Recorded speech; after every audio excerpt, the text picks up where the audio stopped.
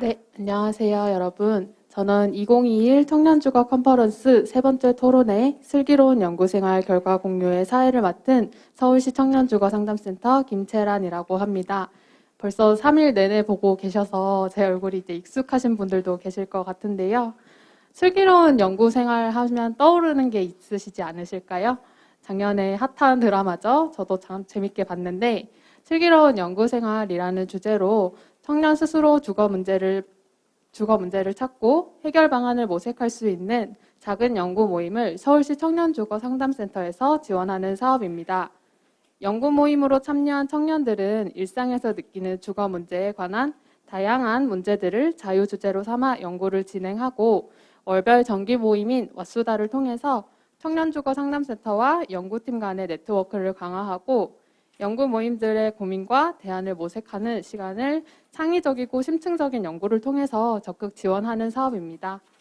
월별 정기 모임 왓수다에서 아쉽게도 코로나 상황이 지속되어 온 오프라인을 병행하게 되었지만 연구 지원을 위해서 연구자에게 연구 방법이나 보고서 작성 방법 등 강의를 갖는 시간도 가졌습니다. 슬기로운 연구 생활은 올해로 2회차 지원인데요. 올해는 작년보다 많은 분들이 다양한 주제로 지원해 주셨고 그중 6팀이 선발되어 연구를 진행했습니다. 오늘 발표에서는 연관된 주제를 가진 연구팀이 2팀씩 연구 결과에 대한 발표와 연구에 대한 질의, 및 토론을 하는 시간을 가져보려고 합니다. 유튜브로 생중계가 되고 있는 만큼 시청하시는 분들께서도 질문을 남겨주시면 토론 시간에 질의를 가질 수 있도록 하겠습니다. 오늘 연구 참가자 및 연구 발표자를 소개해 드리려고 하는데요. 우선 저는 말씀드린 대로 서울시 청년주거 상담센터 김채란이고요. 네. 오늘 지역 기반 1인 가구 세입자 청년들의 커뮤니티 형성 가능성 연구를 진행해 주신 윤기성님 참석해 주셨습니다. 네. 또 지역 공동체 활성화가 청년들의 주거지 및 소속감에 미치는 영향을 필동으로 중심으로 연구하신 이정민 연구 참가자님께서는 영상으로 함께 하시게 되었습니다. 네. 두 번째 발제로는 청년이 함께 살기를 선택한 이유와 그 후 젠더별 공유주택 선택 요인, 만족도 차이를 중심으로를 연구하신 박이수님 참여해 주셨습니다. 네, 비슷한 주제끼리 저희가 한번 엮어봤는데요. 다 함께 살면 행복할까요? 라는 주제로 쉐어하우스의 상황 분석을 맡아주신 박다혜님 참석해 주셨습니다. 네, 앞서서 저희가 GV도 진행했어서 혹시 한 번 더 볼 수도 있는데 터놓고 전전긍긍이라는 주제로 영상화시켜서 좀 청년들의 독립이 어떤 식으로 진행되고 있는지 인터뷰를 진행하신 이채로님 참석해 주셨습니다. 네, 소수자에 대한 연구도 진행되었는데요. 이번에 청년, 게이, 레즈비언들은 왜 서울에 살고 싶어 할까라는 주제로 연구해 주신 심기용님도 참석해 주셨습니다. 네, 많은 분들 시간 내어서 참석해 주셔서 감사드리고요. 우선 첫 번째로 지역 기반 1인 가구 세입자들의 청년들의 커뮤니티 형성 가능성 연구를 진행해 주신 윤기성님과 지역 공동체 활성화가 청년들의 거주지 소속감에 미치는 영향을 연구해 주신 모두의 마을팀 발제를 듣겠습니다. 네, 기성님 발표 부탁드립니다. 네, 안녕하세요. 저는 지역 기반 1인 가구 세입자 청년들의 커뮤니티 형성 가능성 연구 발표를 맡은 윤기성이라고 합니다. 네, 발표 시작하도록 하겠습니다. 네, 먼저 목차이고요. 서론 이 연구 배경이랑 그리고 이제 그 연구에 사용한 이론 같은 것들을 1, 2장에서 정리하였고 이번에는 심층 인터뷰 통해서 연구 진행하였습니다. 3장 그리고 4, 5, 6장 가면서 이번 연구 내용 발표드리도록 하겠습니다. 먼저 서론은요. 질문은 1인 가구 세입자 청년이 이제 이웃과 교류하면서 커뮤니티를 형성할 수 있을까가 이제 메인 연구 주제였는데요. 잘 생각해보면 이제 원룸 거주한 청년들 같은 경우에 이제 뭐 옆집 이웃이나 이런 분들이 뭐 지내다 보면 이제 어떤 분이 사시는지는 알게 되지만 인사를 하기는 되게 좀 애매한 경우가 많잖아요. 이제 오히려 뭐 출입 같은 걸 못 본 척 해주는 게 더 예의다 이런 생각이 들 때도 많고 그런 것에 비해서 이제 사회주택에 거주하는 청년들 같은 경우에 뭐 한 달에 한 번 반상회를 한다든지 아니면 같이 건물 청소를 한다든지 심지어는 이제 입주자끼리 카톡방도 있더라고요. 카톡방이 사실 어떻게 보면 별거 아니긴 한데 이게 만약 원룸 거주 청년들끼리 이제 카톡방이 있다 생각해 보면 굉장히 되게 신기한 일이잖아요. 그렇다면 이 사회주택 거주하는 청년들이 뭐 민간 임대주택 거주 청년들보다 어떤 뭐 유달리 커뮤니티 하기를 좋아하는 사람들이 모이는 건가, 아니면 어떤 요인들이 있는 건가, 이런 것들을 이번 연구에서 밝혀보려고 합니다. 먼저 이론적 기초로는요, 수도권의 이제 청년 세입자 주거 현황을 볼 때 1인 가구가 이제 60% 정도 달한다고 합니다. 이게 2019년 통계니까 지금은 조금 더 높아져 있겠죠. 뭐 그중에서 이제 이런 세입자로 거주하는 비율이 80%니까 사실 1인 가구 청년이랑 청년 세입자라는 단어가 굉장히 붙어 있는 단어다라는 걸 볼 수 있고요. 또 거주 기간이 되게 짧은 경우가 많아서 2년 이내 거주가 이제 80%에 달한다고 합니다. 이제 사회주택이라는 단어를 뭐 잘 아시는 분도 있고 모르시는 분도 있을 텐데, 이 서울시에서는 조례로 이제 사회경제적 약자를 대상으로 주거 관련 사회적 경제 주체에 의해 공급되는 임대주택이라고 되어 있는데, 사회적 주택 같은 경우에는 이제 LH나 SH 등에서 매입을 해서 이걸 다시 이제 운영기관에게 전대를 주는 형식으로 보면 될 것 같고요. 공통적으로는 이제 시세 대비 저렴한 주거비랑 뭐 장기적으로 거주 가능한 이거 정도가 특징으로 볼 수 있습니다. 밑에 그림은 마치 이제 연구를 진행하고 있는 기간 동안 이 박기신 시장님이 사회주택에 대해서 여러 말씀을 하셔가지고 좀 인상 깊어서 담아봤습니다. 그리고 이론적 기초로는 사회적 자본인데요. 사회적 자본이라는 게 뭐 사실 일상적인 교류를 통해서 형성되는 뭐 어떤 규범이라든지 아니면 서로 간의 친밀도라든지 네트워크 확장, 신뢰관계 이러한 것들 칭하긴 한데, 좀 다양한 방식으로 뭐 여러 연구자들한테 정리되지만 기본적으로는 좀 물질적으로 눈에 보이지 않아도 구성원들 간에 이런 끈끈함들이 있다, 이런 걸 전제하는 것이고요.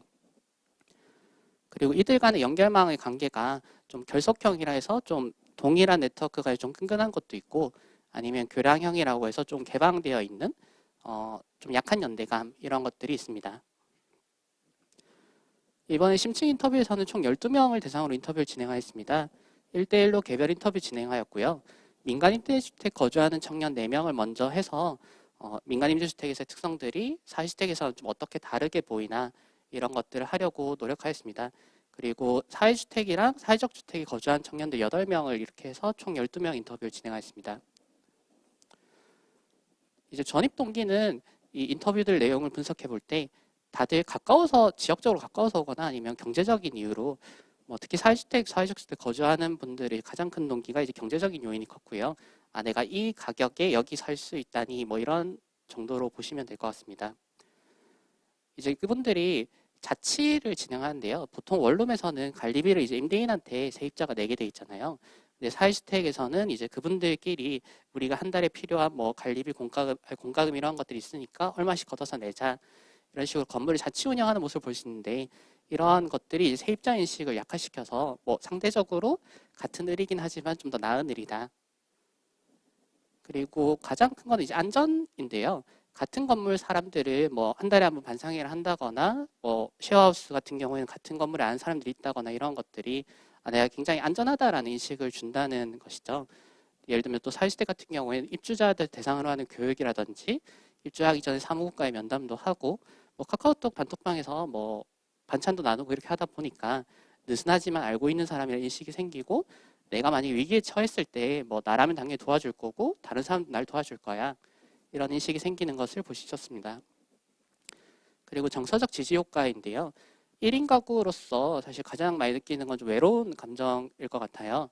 서울시 청년활동지원센터에서도 이런 것들이 뭐 마음 상담이라든지 고민 상담 이런 식으로 진행하고 있는데, 일상생활에서 느낄 수 있는 이런 외로움들이 뭐 같은 방이나 아니면 같은 건물 거주하는 사람들끼리 경험을 공유하는 과정 속에서 좀 외로움이 약화된다, 이런 걸 볼 수 있습니다. 그렇다면 이런 커뮤니티는 뭐 어떻게 형성이 될까, 뭐 자연스럽게 형성되나, 이런 걸 봤을 때 처음에 들어왔을 땐 다들 입주 시기가 같은 경우도 있고 다르기도 하다 보니까 좀 대면대면한 경우가 많긴 해요. 근데 이제 그런 것들이 거리감이 좁혀지는 과정들이 있고요. 뭐 같이 협업을 해야 된다든지 논의를 해야 된다든지, 거실에 뭐 커튼을 어떻게 만들지, 어떤 색깔로 할지, 이런 것들 얘기하는 과정에서 좀 거리감이 좁혀지고, 이러한 것들이 뭐 식구, 저희, 사촌동생 이런 식의 단어들이 나오게 되고, 이게 민간 임대주택의 옆집 사람 이런 단어랑은 좀 굉장히 구별되는 거리감이라고 볼 수 있는 것이죠. 그리고 한 달에 한 번씩 반상회를 진행하는데요. 사실 뭐 같이 관리비를 얼마 걷고 청소를 우리가 직접 할지 임대 뭐 운영을 맡길지 이런 것들 논의를 하려면 이 같이 모여서 얘기를 해야 되잖아요. 한 달에 한 번씩 입주자들 반상회를 진행하는데 이러한 자치 관리랑 역할의 분담이 뭐 커뮤니티가 지속하는 요인이다 이렇게 볼 수 있겠습니다. 그리고 거주민 단톡방이 있는 게 사실 이게 소통 체계인데요.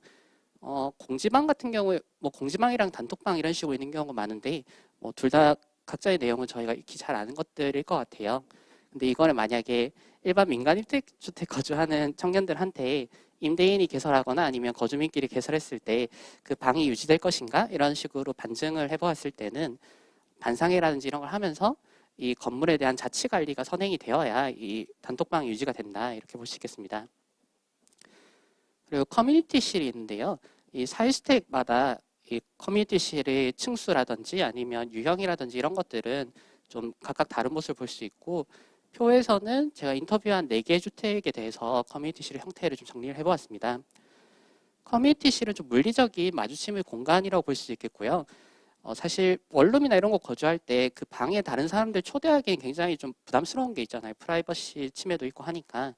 근데 이런 물리적인 공간이 따로 있음으로 인해서 개인의 프라이버시 유지하면서도 좀 커뮤니티 하기를 돕는다 이렇게 볼 수 있겠고 뭐 세탁기나 건조기나 TV 이런 것들을 좀 공유함으로써 개별의 방을 좀 넓게 쓰는 효과도 있다고 볼 수 있겠습니다.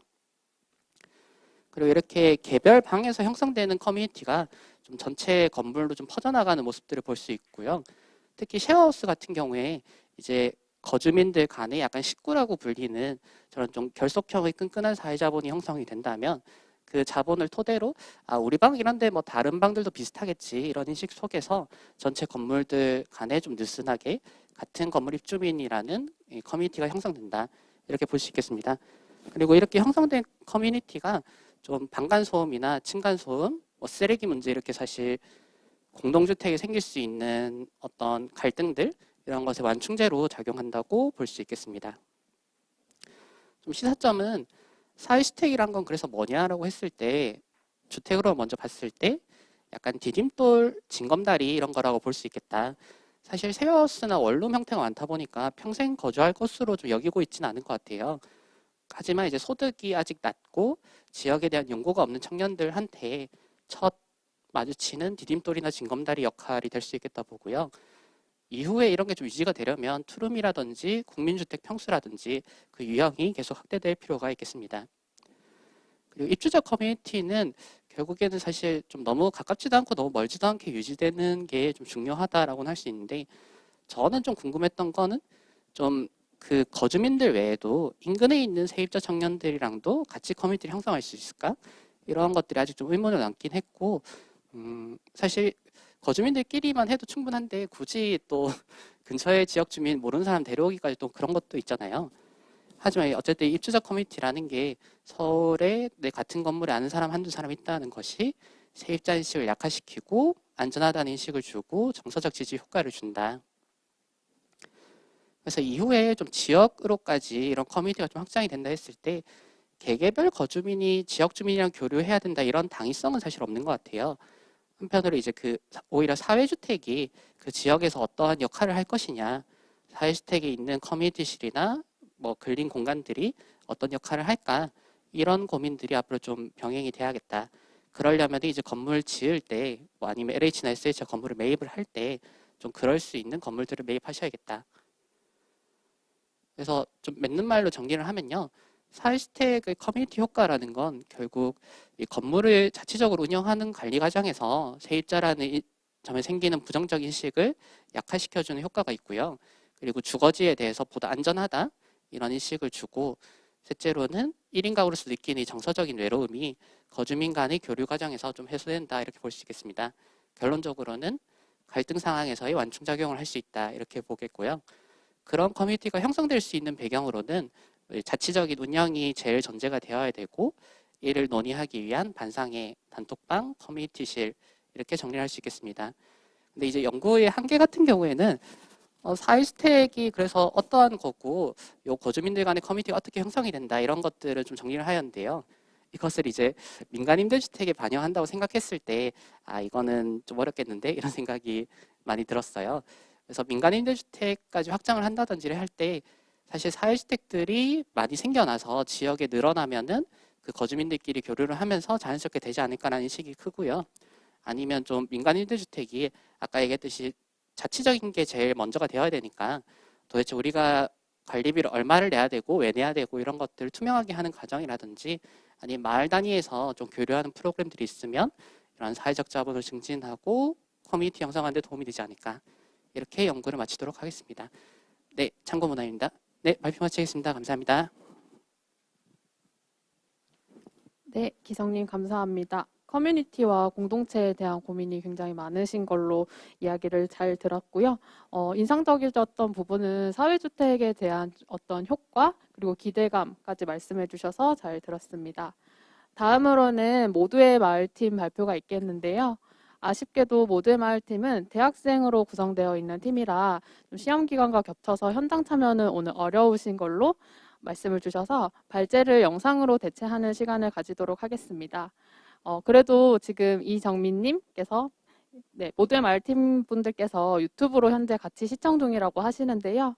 그럼 지역 공동체 활성화가 청년들의 거주지, 소속감에 미치는 영향을 연구하신 모두의 마을팀 이정민님의 발제 영상으로 함께하겠습니다. 안녕하십니까. 청년도시재생연합단체 모두의 마을의 이정민입니다. 우선 저희 팀원들의 일정상 직접 참여하지 못하고 영상만 보내는 점 양해 부탁드립니다. 모두의 마을은 중구 필동을 중심으로 지역 공동체 활성화가 청년 거주지 소속감에 미치는 영향에 관해 조사하고 프로그램을 실시하였습니다. 오늘 컨퍼런스에서는 연구 배경에 해당하는 서론부터 어떻게 자료조사를 하고 필동을 대상으로 프로그램을 진행하였는지, 어떤 결과로 도출해냈는지 전 과정에 관해 발표해보도록 하겠습니다. 여러 이유로 증가하는 청년 1인 가구 속 다음과 같은 문제점을 인식했습니다. 매매보다는 전 월세를, 살고 싶은 동네보다는 상황과 여건상 맞는 집을 선택해야 하는 청년들은 집을 잠시 살다 지나가는 공간으로 느낍니다. 그렇다면 거주의 질을 마을 그리고 주민과의 소통을 통해 향상시킬 수 있지 않을까라는 의문점에서 저희는 프로그램을 시작했습니다. 지역 공동체 활성화가 청년의 지역 소속감에 영향을 미치는지, 지역 소속감 향상을 위한 커뮤니티 프로그램은 어떻게 이루어지면 좋을지 이렇게 두 가지의 목적을 두었습니다. 연구는 크게 세 단계에 걸쳐 진행했습니다. 사전조사를 통해 서울 1인 가구 청년을 대상으로 설문조사를 실시하였고, 이를 바탕으로 지역 커뮤니티와 지역 소속감의 상관관계에 관해 분석했습니다. 유의미한 청년 거주지로 중구 필동을 연구 대상지로 정했고, 현장 답사와 프로그램 기획 단계에 들어갔습니다. 2차 연구는 프로그램 실행 단계로 인터뷰도 함께 진행하며 청년의 인식 변화를 관찰하고 분석하는 데 집중했습니다. 자세한 내용 및 방식은 이어서 설명하도록 하겠습니다. 연구 대상지는 중구 필동으로 대학시설, 업무시설 등 청년층의 주 활동지와 가까운 지역입니다. 영화와 인쇄산업이 오래 자리 잡고 있어 고유한 정체성이 있는 매력적인 동네라고 느꼈습니다. 본 연구에서는 필동 및 장충동 이가를 별도의 지역 생활권 범위로 규정하였습니다. 우선 필동은 영화, 인쇄소를 중심으로 역사가 오래된 만큼 노후 건축물이 많은 비율을 차지하고 있었습니다. 연구에서 규정한 지역 범위 내의 건축 용도 및 연령을 분석해 보았습니다. 먼저 장충동 이가는 동국대학교 인근에서 일명 독립자치촌이라고 불리며 본 구역은 필동 내 원룸 자취방이 가장 밀집하여 있는 곳입니다.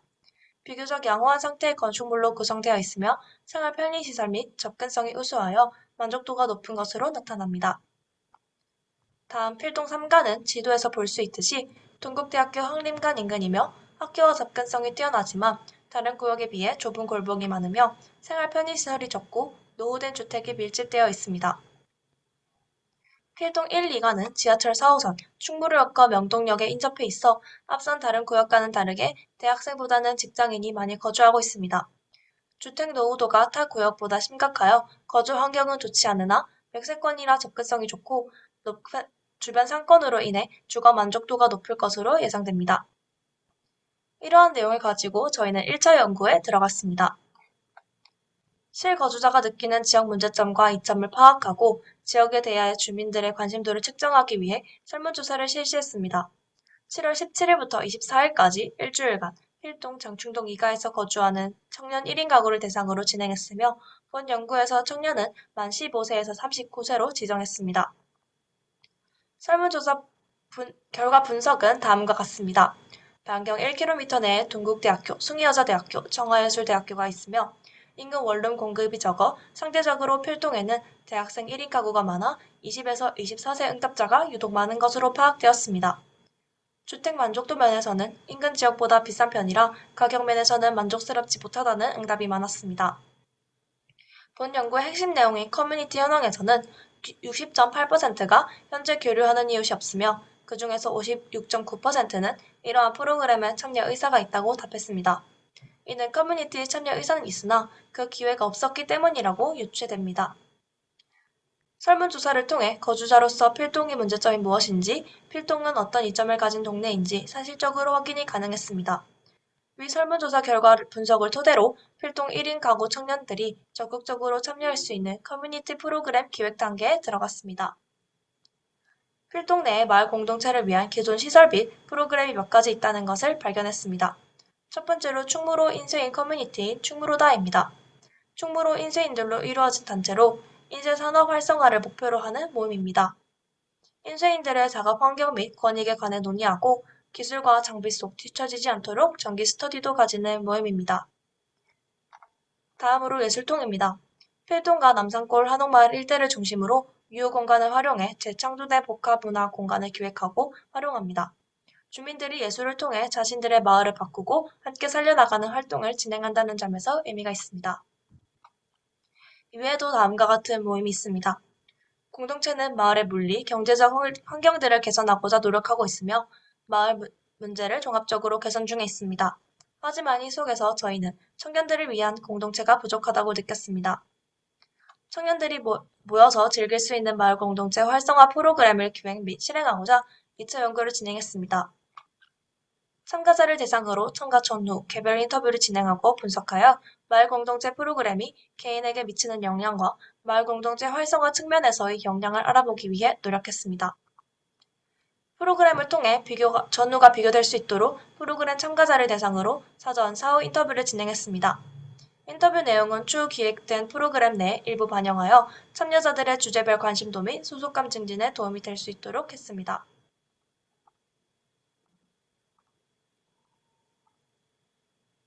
인터뷰 내용은 이웃 교류 여부 및 교류 정도, 필요성 및 생각을 묻는 거주 생활 항목, 지역에 관한 관심도 및 지식 정도와 같은 부분을 묻는 지역 항목, 청년 가구와 마을 공동체 간의 관계 등을 묻는 마을 공동체 항목으로 구성했습니다. 시간 관계상 세세한 내용은 넘어가도록 하고 자세한 내용은 저희 모두의 마을 SNS와 이 PPT를 참고해 주시면 감사하겠습니다. 사전 인터뷰를 통해 다 참가자들의 성향과 지역, 커뮤니티, 그리고 여러 생각들을 파악할 수 있었습니다. 공통적으로 이웃과의 교류에 대해 큰 동기가 필요하지 않았으며 공동체 활성화에 관심은 보이나 행동으로 발전되는 경우가 적었습니다. 본 프로그램 필동은 8월 6일부터 3주간 총 5회에 걸쳐 진행되었습니다. 홍보에 어려움을 겪어 기존 기획했던 인원보다 적은 9명으로 온라인 줌을 통해 진행을 했습니다. 본 연구의 일환으로 진행된 프로그램이기에 기획 의도 및 목적도 비슷하게 구성되었습니다.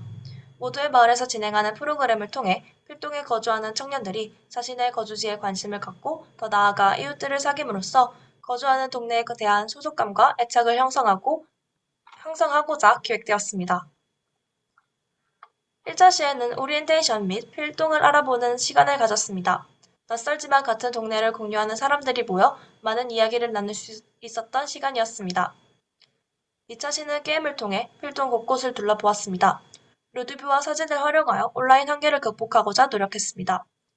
필동의 구체적인 지리와 장소를 생생하게 관찰하며 서로가 아는 장소를 공유하고 관련된 추억을 그림으로 표현해보기도 했습니다. 3차 시는 필동의 대표적인 산업인 영화를 테마로 활동했습니다. 영화와 관련된 필동의 장소를 소개하고 영화 관련 게임을 통해 이웃과 소통하고 친해지는 시간이었습니다. 이때부터는 어색함도 많이 풀리고 각자 좋아하는 영화를 이야기하며 공감대를 형성할 수 있어 부쩍 친해진 시간이었습니다. 4차 시는 이웃들과 함께 필동의 상권을 직접 채워보는 활동을 진행했습니다. 기존에 아는 가게들을 공유하고 새로 생겼으면 하는 가게들을 이웃들이 직접 기획해보았습니다. 마지막 5차 시 활동은 다른 시간보다 이웃 커뮤니티 형성에 더욱 집중했습니다. 필동 주민으로서 그리고 청년으로서 주거에 대해 솔직한 의견을 공유하며 고민을 나누고 유대감을 형성했습니다. 나아가 지역 커뮤니티 경험자로서 지역 커뮤니티가 활성화되기 위한 이야기도 나누었습니다. 본 프로그램이 모두 끝난 후 사전 인터뷰와 비교하기 위해 사후 인터뷰도 진행하였습니다. 프로그램을 통해 인식 변화가 있었는지 비교하기 위함이 가장 큰 목적이자 목표였습니다. 다음은 참가자들의 개개인의 설문조사 결과입니다. 시간 관계상 모든 인터뷰 내용은 넘어가도록 하고 자세한 내용은 저희 SNS와 또 이 PPT를 참고해 주시면 감사하겠습니다. 참가자 인터뷰를 바탕으로 분석한 결과는 다음과 같습니다. 대부분 참가자가 비슷한 응답을 했던 것으로 나타났습니다. 프로그램 후 긍정적인 항목에서 대부분 수치 향상을 보였습니다. 공동적으로 지역 내의 새로운 공간을 접하고 추억을 쌓은 결과라고 응답했습니다. 지역 공동체 활성화 면에서도 긍정적인 반응을 보였습니다. 모두 프로그램 참여 전에는 지역 공동체 활성화를 막연한 것으로 인식했으나 프로그램을 진행하며 다음에도 이러한 프로그램 참여 의사를 밝혔습니다. 참가자 4명 중 3명이 지역 소속감에 영향을 주는 요인으로 경험과 추억을 꼽았습니다. 단순히 지역에서 거주하는 것을 넘어 교류 및 활동하며 축적되는 경험과 추억이 소속감으로 이어진다는 점을 시사했습니다. 프로그램과 인터뷰를 분석하며 다음과 같은 시사점을 도출할 수 있었습니다. 지역 커뮤니티 활성화 프로그램에 참여하는 것만으로도 지역에 대한 관심도를 키우고 다음 활동의 발판 가능성이 되어줍니다. 공동체의 중요성과 문제점을 인식하고 소속감에도 영향을 준다는 점에서 의미가 있었습니다. 전체적인 본 연구를 통해 프로그램 실행 결과를 객관적 수치로 정리하였습니다. 이는 이후 모두의 마을 활동 연구의 발판 마련이 되는 계기가 되었습니다. 코로나19로 인한 홍보 및 참가자 모집, 진행에 있어서 전반적으로 어려움을 겪었습니다. 3주라는 다소 짧은 프로그램 진행 기간도 참가자들의 충분한 변화를 유도하고 친분을 쌓기엔 어렵다고 느꼈습니다. 다음 프로그램에서는 이러한 부분을 개선 보완하여 더 질 좋은 프로그램을 제공할 수 있도록 노력하는 모두의 마을이 되겠습니다. 본 연구 및 프로그램을 진행할 수 있도록 많은 도움을 주신 서울시 청년주거상담센터에도 큰 감사 인사를 드립니다. 이상 모두의 마을 이정민이었습니다. 감사합니다. 네, 정민님 발표 잘 들었습니다. 아무래도 코로나 상황이 지속되는데도 커뮤니티와 공동체 연구를 진행하시다 보니까 좀 대면 만남이 어려워서 어려움을 겪으신 와중에도 이렇게 좋은 연구 결과를 내주셔서 정말 감사드립니다. 다음으로는 앞서 말씀드렸던 발제에 관한 좀 질의응답과 토론 시간을 가지려고 하는데요. 유튜브로 보고 계신 모든 분들 혹시 궁금하신 점 있다면 댓글로 남겨주시면 제가 답변 드리도록 하겠습니다. 오늘 정민님은 아쉽게도 참여하지 못해서 좀 기성님과 연구 내용의 중심으로 이야기 나눠보려고 하는데요. 아무래도 제가 마지막에 사회주택에 관한 언급을 해드렸다 보니까 사회주택과 좀 사회적 주택, 이게 무슨 차이가 있으신지 예원님께서 질문을 주셨어요. 혹시 기성님 답변 가능하실까요? 네, 두 개가 큰 차이가 있는 건 아니고요. 기본적으로 사회주택이라는 게 방법이나 대상 같은 것들이 좀 나와 있는 거라서 사회경제적 주체들이 이제 사회적 약자들에게 임대주택을 공급할 수 있게 하는 게 사회주택이라고 보시면 될 것 같고, 사회적 주택은 그 사회주택 유형들 중에서 한 유형이라고 보시면 될 것 같아요. 안에서 LH나 SH가 자기가 매입한 다음에 그걸 다시 운영기관한테 임대를 해줘서 운영기관이 이제 임차인들을 모집해서 운영하는 게 사회적 주택이라고 보시면 될 것 같고요. 그 외에 토지 임대부나 서울 지원 리츠나 이런 것들이 좀 더 있는데 사회주택 유형 중에 사회적 주택이 이제 갈수록 가장 크게 늘어나는 추세라서 그게 좀 큰 유형이라고 볼 수 있겠습니다. 네, 답변 감사합니다. 사회적 경제 주체가 공급하고 운영하는 주택이라서 낯설기도 하지만 또 관심을 많이 가져주시는 것 같은데요. 두 번째 질문 드리겠습니다. 이분은 사회주택에 관한 관심이 굉장히 많으신 것 같은데요. 네, 사회주택에 살다가 갈등이 일어나서 사이가 나빠지면 조정할 수 있는 방법이 있을지, 또 자치운영을 말씀해 주셨는데 자치운영이라는 게 어떻게 운영되고 있는지, 월 1회 반상회를 한다고 하는데 뭘 하는지 궁금하다고 하시는 분들이 계셨어요. 역할 분담도 하고 이런 것들을 연구 자료를 조사하시면서 좀 아시는 부분 답변 부탁드립니다. 먼저 갈등 부분은 사실 뭐 사회주택이라고 해도 이게 개인들이 사는 주택이다 보니까 안에서 뭐 사실 갈등이 생기고 치고받고 하면은 뭐 크게 해결 방안은 사실 없는 게 사실이죠. 근데 이제 그런 것들을 볼 때 뭐 민간 임대주택 같은 경우에는 옆방에서 뭐 담배를 핀다든지 아니면 옆집에서 좀 되게 저녁에 시끄럽게 소리를 많이 내네 이런 것들이 있다라면은 그것을 가서 어떻게 좀 전달할 방법이 많이 없잖아요. 해도 뭐 포스트잇을 붙여놓거나 이런 정도가 사례라고 한다면, 근데 하지만 이제 사회주택 같은 경우에는 아무래도 월일에 반상회도 하고 카톡방도 있고 좀 길 가다 자주 마주치고 인사도 하고 이런 거다 보니까 어떤 갈등 같은 것들이 있을 때 그게 좀 극단으로 가기 전에 좀 중간중간에서 그래도 저 사람이 뭐 일 있어서 그렇겠지, 아니면 좀 내가 이제 반상회 갔을 때 저희 주택 저녁에 너무 늦게까지 얘기를 하는 것 같아요, 뭐 이런 것들 얘기를 하면은 좀 더 극단적으로 가기 전에 좀 완충적으로 할 수 있는 뭐 자기들끼리 형성된 관계망들이 완충제를 해준다, 저는 이렇게 표현을 하였고요. 그리고 자치관리라는 것에 있어서는 진짜 임대인들이 단독으로 할 법한 것들을 다 같이 논의해서 결정하는 것들이라고 볼 수 있겠는데, 저는 예를 들면 인상 깊었던 거는 커뮤니티실에 정수기를 둘까 말까 이런 것들을 좀 논의하는 과정이 있었던 게 하나 재밌었던 기억이 나요. 이제 정수기를 어떤 집에서는 우리 방에는 이미 정수기가 있다, 아니면 어떤 방에서는 나 방에 정수기도 없고 하나에 같이 있으면 생수 안 쓰고 좋겠다, 이런 논의를 하는데 뭐 개개별 의견이 다를 때 어떻게 할 거냐 같이 논의해서 결론적으로는 반상회에 참여한 사람들끼리 논의한 결과를 좀 전체 주택 결과로 간다, 이렇게 얘기를 할 수 있겠고요. 그 외에도 예를 들면은 건물을 청소하는 것 있잖아요. 그게 뭐 한 달에 6만 원이든 10만 원이든 이런 계단이나 옥상 청소 같은 비용이 있을 텐데, 그런 것들을 우리가 직접 나서 청소를 할까, 아니면 청소 업체를 고용해서 할까. 그리고 건물에 이제 주차장이 있는데 그런 주차장을 우리가 이런 그린카 같은 식으로 공유 주차장 쓰면은 한 달에 6만 원씩 이렇게 임대료가 들어오는데, 그렇게 할지 아니면 우리가 직접 쓸지, 뭐 그런 것들. 그 외에도 이제 같이 뭐 잔디 같은 걸 깎는다든지, 만약에 이제 마당이 있는 주택이라면, 아니면 좀 쓰레기 분리배출 같은 게 잘 안 되는 것 같은데 우리가 좀 어떻게 같이 해볼 수 있을까? 뭐 건조기가 언제 들어온다는데 이거 어떻게 같이 설치하면 좋을까? 이런 것들을 같이 협업하는 과정들이 되게 의미 있고 재밌었던 것 같습니다. 네, 답변 감사합니다. 기성님 답변을 듣다 보니까 아무래도 청년들이 집에서 살면서 내가 돈을 주고 내가 임대차를 계약했음에도 불구하고 선택권이 많이 없는 경우가 많은데, 사회주택인 경우에 그런 부분을 보완할 수 있는 그런 지점이 있는 것 같습니다. 이제 다음 주제 발표로 넘어가려고 하는데요. 쉐어하우스와 공유주거에 대한 관심이 높아지고 있습니다. 저도 아주 관심 많은 주제이기도 한데요.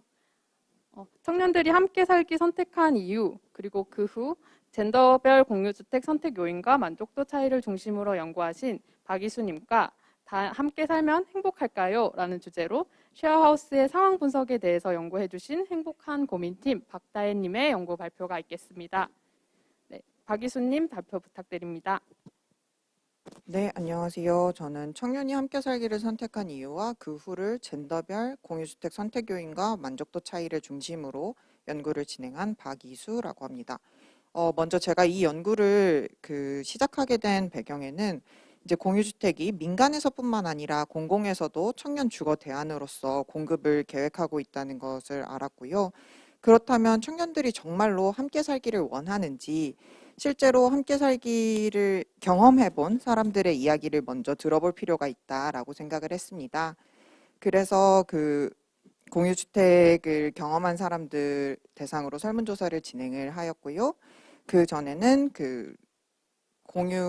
쉐어하우스와 고시원 포털 사이트인 루멘스페이스의 협조를 요청해서 거기서 구축한 공유주택 자료를 바탕으로 전국의 공유주택 현황을 살펴보았습니다. 그리고 공유주택이라는 것은, 제가 여기서 말씀드리는 공유주택이라는 것은 개인 공간, 침실을 말하는 개인 공간 외에 뭐 화장실, 거실, 부엌 등의 공유 공간을 가족이 아닌 타인과 함께 사용하는 주거 형태를 공유주택이라고 일컫습니다. 제가 공유주택을 그래서 한번 살펴보니 그 특이한 점이 하나 눈에 띄었는데요. 그것이 바로 그 공유주택의 입주자 모집 성별이 80% 이상이 이제 여성이라는 것이었습니다. 그래서 그 점에 좀 착안을 해서 그 공유주택의 현황과 그 경험뿐만 아니라 왜 공유주택은 이렇게 여성 입주민 중심으로 구성이 되고 있는지를 조금 더 디테일하게 살펴보았습니다. 그래서 먼저 그 제가 그 루멘스페이스를 통해서 구축한 공유주택 자료를 이제 정리한 걸 먼저 말씀을 드리면요. 공유주택은 서울, 부산, 대구 등 대도시 중심으로 이제 분포를 하고 있었고, 특히나 수도권에 이제 93%의 공유주택이 위치하고 있었습니다. 그 중에서도 이제 서울 평균 임대료가 가장 높았고요. 그래서 서울 평균 임대료는 40만 6천 원이었고, 그 다음에 수도권은 약 38만 원으로 나타났습니다. 앞서 말씀드린 것과 같이 그 공유주택 입주자 모집 성별 같은 경우에는 그 여성 전용 공유주택이 80.5%, 남성 전용이 10.5%, 그리고 성별 무관이 이제 9%를 차지했습니다. 하지만 이게 그 주택의 수용 인원을 기준으로 계산을 해보면 여성 전용은 73%, 남성 전용은 8%로 내려가고 성별 무관이 19%로 증가합니다. 이러한 배경에는 최근 100실 이상의 그 대규모 공유주택이 증가하면서 공유주택 입주 모집자 성별 비중도 조금씩 달라지고 있음을 알 수 있었습니다. 그래서 이제 서울시를 좀 더 디테일하게 살펴보았는데요. 그 공유주택은 마포구, 서대문구, 뭐 동대입구, 관악구 등 이제 대학가를 중심으로 분포를 하고 있었고, 그 외에도 강남구에 좀 더 집중 밀도가 높게 나타났습니다. 서울시 공유주택 임대료를 살펴보면 그 역시나 강남권과 그 다음에 서울 도심권이 높은 임대료를 형성하고 있었습니다. 그리고 주택의 입주 모집자 성별 기준으로 한번 또 임대료를 살펴보았는데요. 그랬더니 성별 무관으로 이제 입주자를 모집하는 공유주택이 45만 원으로 가장 높은 평균 임대료를 보였고, 그 다음이 여성 전용이 43만 원, 남성 전용이 41만 원으로 확인되었습니다. 그리고 서울시 공유주택의 입주자 모집 성별은 전국 공유주택과 비슷하게 여성 전용이 80% 이상을 나타냈습니다. 그 다음으로 이제 설문조사를 바탕으로 진행한 공유주택 선택 요인 및 경험 분석 결과를 공유드리겠습니다. 먼저 설문조사 응답자는 여성이 71%, 남성이 29%, 그 다음에 연령대 같은 경우에는 20대가 73%, 30대가 25%였고, 직업은 학생이 38.5%, 직장인이 31.6%, 그 외에 뭐 취업준비생, 프리랜서, 자영업자 등으로 구성되었습니다. 첫 번째로 제가 그 경험자들한테 물어본 것은 이제 공유주택 선택 요인이었습니다. 왜 공유주택을 선택했는지 이제 복수 응답으로 물어봤었는데요. 전체적으로 공유주택을 선택한 이유는 그 저렴한 주거 비용과 그 다음에 위치였습니다. 그리고 세 번째 이유부터 이제 남성과 여성의 답변이 좀 차이가 나는데요. 여성의 36% 같은 경우에는 치안 및 안전을 위해 타인과 함께 살기를 선택했다고 대답했습니다. 반면에 이제 치안 및 안전을 선택한 남성은 15%였고, 이제 여성이 같은 응답을 선택한 비중의 절반에 못 미치는 비율이었습니다. 여기서 제가 이제 치안 및 안전은 범죄로부터 안전하다는 느낌을 이제 그렇게 안전한 느낌을 가리키고 그렇게 이제 질문을 했고요. 그리고 남성 같은 경우에는 그 위치와 비용 말고 세 번째로 선택한 그 공유주택 선택 요인이 살아보고 싶은 동네에 공유주택이 위치해서였습니다. 이어서 커뮤니티에 대한 기대감으로 공유주택을 선택한 사람은 이제 여성 같은 경우에는 30%, 남성은 18%로 나타났습니다. 이제 두 번째로는 이제 공유주택을 실제로 살아보니 어땠냐, 만족도에 대해서 질문을 했는데요. 이제 1점부터 5점까지 만족도 점수를 매겨달라고 하였고, 선택지 같은 경우에는 비용, 공간, 위치, 하우스메이트, 커뮤니티, 치안 및 안전이었습니다. 그래서 여성의 만족도가 가장 높았던 요인은 아무래도 치안 및 안전이었고요. 남성은 위치로 나타났습니다. 하지만 높은 만족도를 보였던 위치와 다르게 그 선택 요인에서 중요한 선택 요인으로 나왔던 저렴한 주거 비용 같은 경우에는 조금 낮은 그 다른 것에 비해서 상대적으로 낮은 만족도 점수를 보였습니다. 그래서 이제 세 번째로는 공유주택의 장점으로 어떤 것이 있냐라고 여쭤봤고요. 여기서도 마찬가지로 그 선택 요인과 마찬가지로 그 저렴한 비용과 위치를 꼽아주신 분이 가장 많았습니다. 그리고 세 번째 요인으로는 역시나 여성 같은 경우에는 치안 및 안전, 남성은 커뮤니티를 선택하였습니다. 하지만 이제 선택 비율을 좀 더 상세하게 보면 커뮤니티를 선택한 이제 장점으로 커뮤니티를 선택한 여성과 남성 비율은 각각 25%, 26%로 비슷하게 나타납니다. 그러나 장점으로 치안 및 안전을 선택한 남성은 15%로 여성이 31%를 선택한 것과 약간 대조적인데요. 이것은 앞서 첫 번째로 본 공유주택의 선택 요인과 이제 연결해서 해석할 수 있을 것 같습니다. 선택 요인으로 치안 및 안전을 15%의 남성 응답자가 선택하였고 공유주택 거주 후 장점으로도 이제 치안 및 안전을 선택하신 남성 비율이 15%였는데요. 이게 각각 여성 응답자 비중이 36%, 31%였던 것에 이제 절반 이하에 해당하는 비중을 보입니다. 이는 치안 및 안전이 여성에 비해 남성에게 주거 요인으로서 큰 중요도를 차지하지 않아 주거 선택 요인과 장점으로 선택되지 않았다고 해석해 보았습니다. 이제 그리고 네 번째로 공유주택의 단점도 여쭤봤는데요. 그거는 아무래도 이제 타인과 공유해야 된다는 불편함, 프라이버시에 대한 불안을 이제 많이 꼽아주셨습니다. 특히 그 키워드로는 뭐 더러움, 그 다음에 위생, 청소 등 이제 공용 공간을 같이 사용해야 하는 하우스메이트와 위생 기준이 다른 것에 큰 불편함을 느끼는 것을 알 수 있었습니다. 마지막으로 제가 이제 앞서 말씀드렸던 것처럼 왜 여성 소비자 중심으로 공유주택이 운영되고 있는지를 조금 더 상세하게 보기 위해서 그 치안 및 안전을 조금 더 상세하게 여쭤보았는데요. 공유주택이 안전하다고 느끼는 사람 같은 경우에는 안전하다고 느끼는 이유를 말씀해 달라고 했고, 그 다음에 불안하다고 느끼는 사람들에게는 불안한 이유를 말씀해 달라고 했습니다. 그랬더니 그 안전하다고 느끼는 비율이 전체적으로 높았고요. 그 중에서도 그 이유 중에서도 그 누군가와 함께 살기 때문, 단지 그 이유로 공유주택이 안전하다고 느끼는 사람들이 많았습니다. 여성은 70% 이상이 그렇게 그 누군가와 함께 살기 때문에 안전하다 느낀다라고 대답을 해주셨고, 남성은 이제 절반 미만이 해당 응답을 선택하였습니다.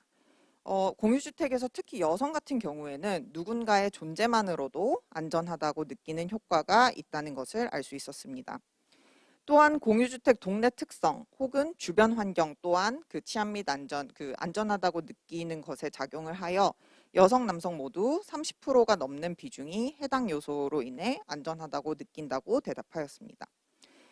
그리고 공유주택에 불안을 느끼는 비중은 이제 전체적으로 안전을 느끼는 사람들보다 적었는데요. 하지만 그들이 이제 불안하다고 느끼는 요인은 하우스메이트에 의한 내부 범죄에 대한 우려로 인해서 불안을 느끼는 분들이 많았습니다. 결론적으로 다시 정리해서 말씀드리면 공유주택은 특성상 일반적으로 기대되는 주거비용 절감, 접근성 높은 위치 외에 치안 및 요소라는 특성이 있음을 알 수 있습니다. 이 요소는 범죄에 대한 두려움, 주거지에서의 불안감이 높은 여성에게 공유주택을 선택하게끔 하는 요인으로 작용을 했고, 거주 후에도 공유주택의 장점으로 작용됩니다. 그러나 이제 상대적으로 해당 요소에 영향을 받지 않는 남성분들 같은 경우에는 그 치안 및 안전이 중요한 요소로 작용하지 않는 것으로 볼 수 있었습니다. 이러한 결과를 바탕으로 제언을 드리면 청년들이 공유주택을 선택한 주요한 이유는 이제 함께 더불어 살기보다는 이곳에서 이 위치에서 함께 나눠 살기가 이제 더 중요한 것을 알 수 있었고요. 따라서 공유주택 공급을 고려할 때 입지에 대한 것을 우선시하여 이제 공급을 해야 됨을 알 수 있었습니다. 그리고 공유주택은 누군가의 존재만으로도 여성 1인 가구에게 안전하다고 느낌을 이제 제공할 수 있다는 특성을 갖고 있고, 이것은 향후 여성 1인 가구의 주거 문제와 공유주택에서 해당 특성을 고려할 필요가 있음을 마지막으로 말씀드리고 싶습니다. 이상으로 발표를 마치겠습니다. 네, 발표 감사합니다. 함께 살기를 선택하신 분들의 이야기를 이수님의 발표를 통해서 잘 들을 수 있었습니다. 민간주택뿐만 아니라 공공의 영역에서도 쉐어하우스, 또 공유주택에 대한 관심도가 높아지다 보니 그 공급이 굉장히 많아지고 있었던 이야기였습니다. 지금 비슷한 주제로 다혜님이 발표를 준비해 주시고 계신데요.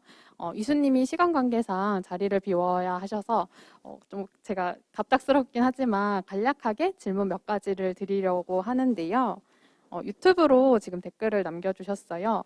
아무래도 공유주택에 대한 이야기를 해주시다 보니까 말씀해주신 대로 프라이버시나 사생활 보호를 위한 장치가 좀 따로 있으셨는지 궁금하신 분이 계셔서 네, 답변 부탁드립니다. 예를 들어서 이제 개인 공간이 1인실로 분리되어 있는 공간은 확실히 그렇게 그 프라이버시에 대한 침해가 적겠지만 공용 공간 같은 경우에는 뭐 예를 들어서 그 개인 사물함이랄지 약간 그런 것들에 이제 자물쇠나 아니면 비밀번호 같은 거를 부착할 수도 있을 것 같고요. 아니면은 이제 그러기에는 너무 각박하다 생각하는 그 쉐어하우스 운영자 같은 경우에는 그냥 이제 서로 믿고 그냥 공간 분리 정도만 해서 이제 운영하는 경우도 많은 것으로 알고 있습니다. 네, 답변 감사합니다.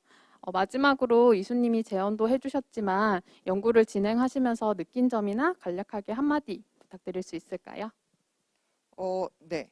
그 공유주택을 선택하는 사람들이 이제 80%가 여성이라는 거는 확실히 그 조금 더 주목해야 될 부분인 것 같고 그만큼 주거지 불안이 여성 1인 가구에게 늘상 존재하는 것이다라는 것을 알고 여성 1인 가구 주거 문제에 접근하는 그 정책들이 조금 더 늘어났으면 좋겠습니다.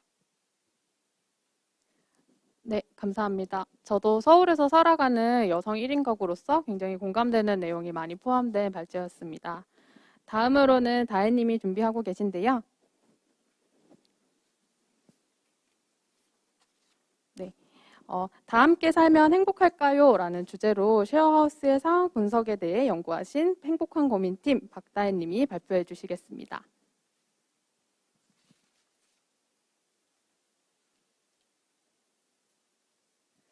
네, 안녕하세요. 이번 슬기로운 연구생활에서 쉐어하우스 상황 분석을 맡은 팀 행복한 고민 대표자 박다혜입니다.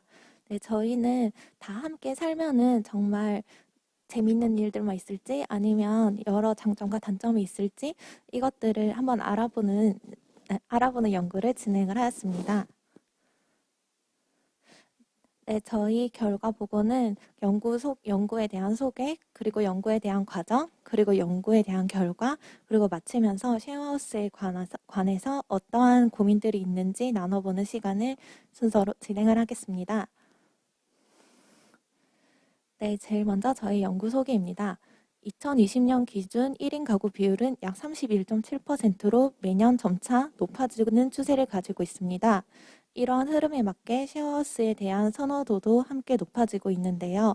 쉐어하우스는 말 그대로 공유하는 집이라는 뜻으로 다른 사람들과 함께 집을 같이 살면서 생활을 공유하는 주거 형태를 일컫습니다.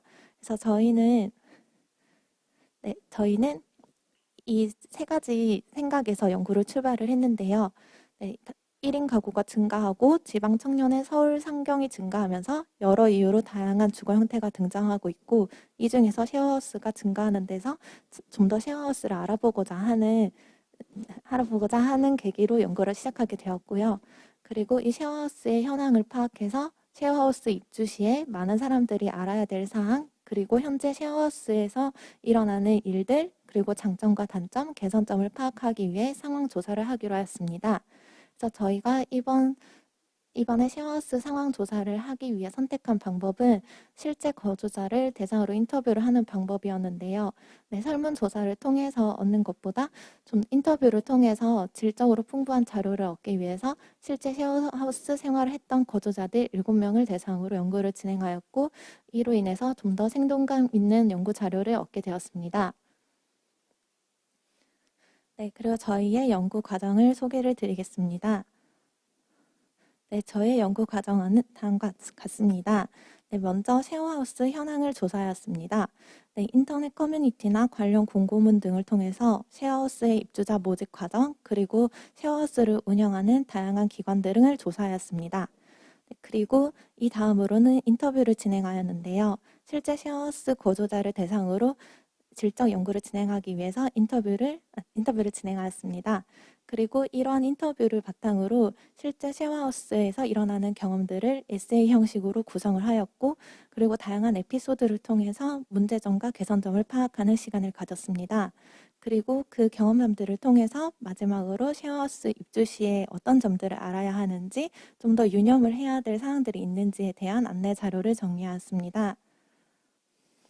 네, 다음으로 저희 연구 결과를 말씀드리겠습니다.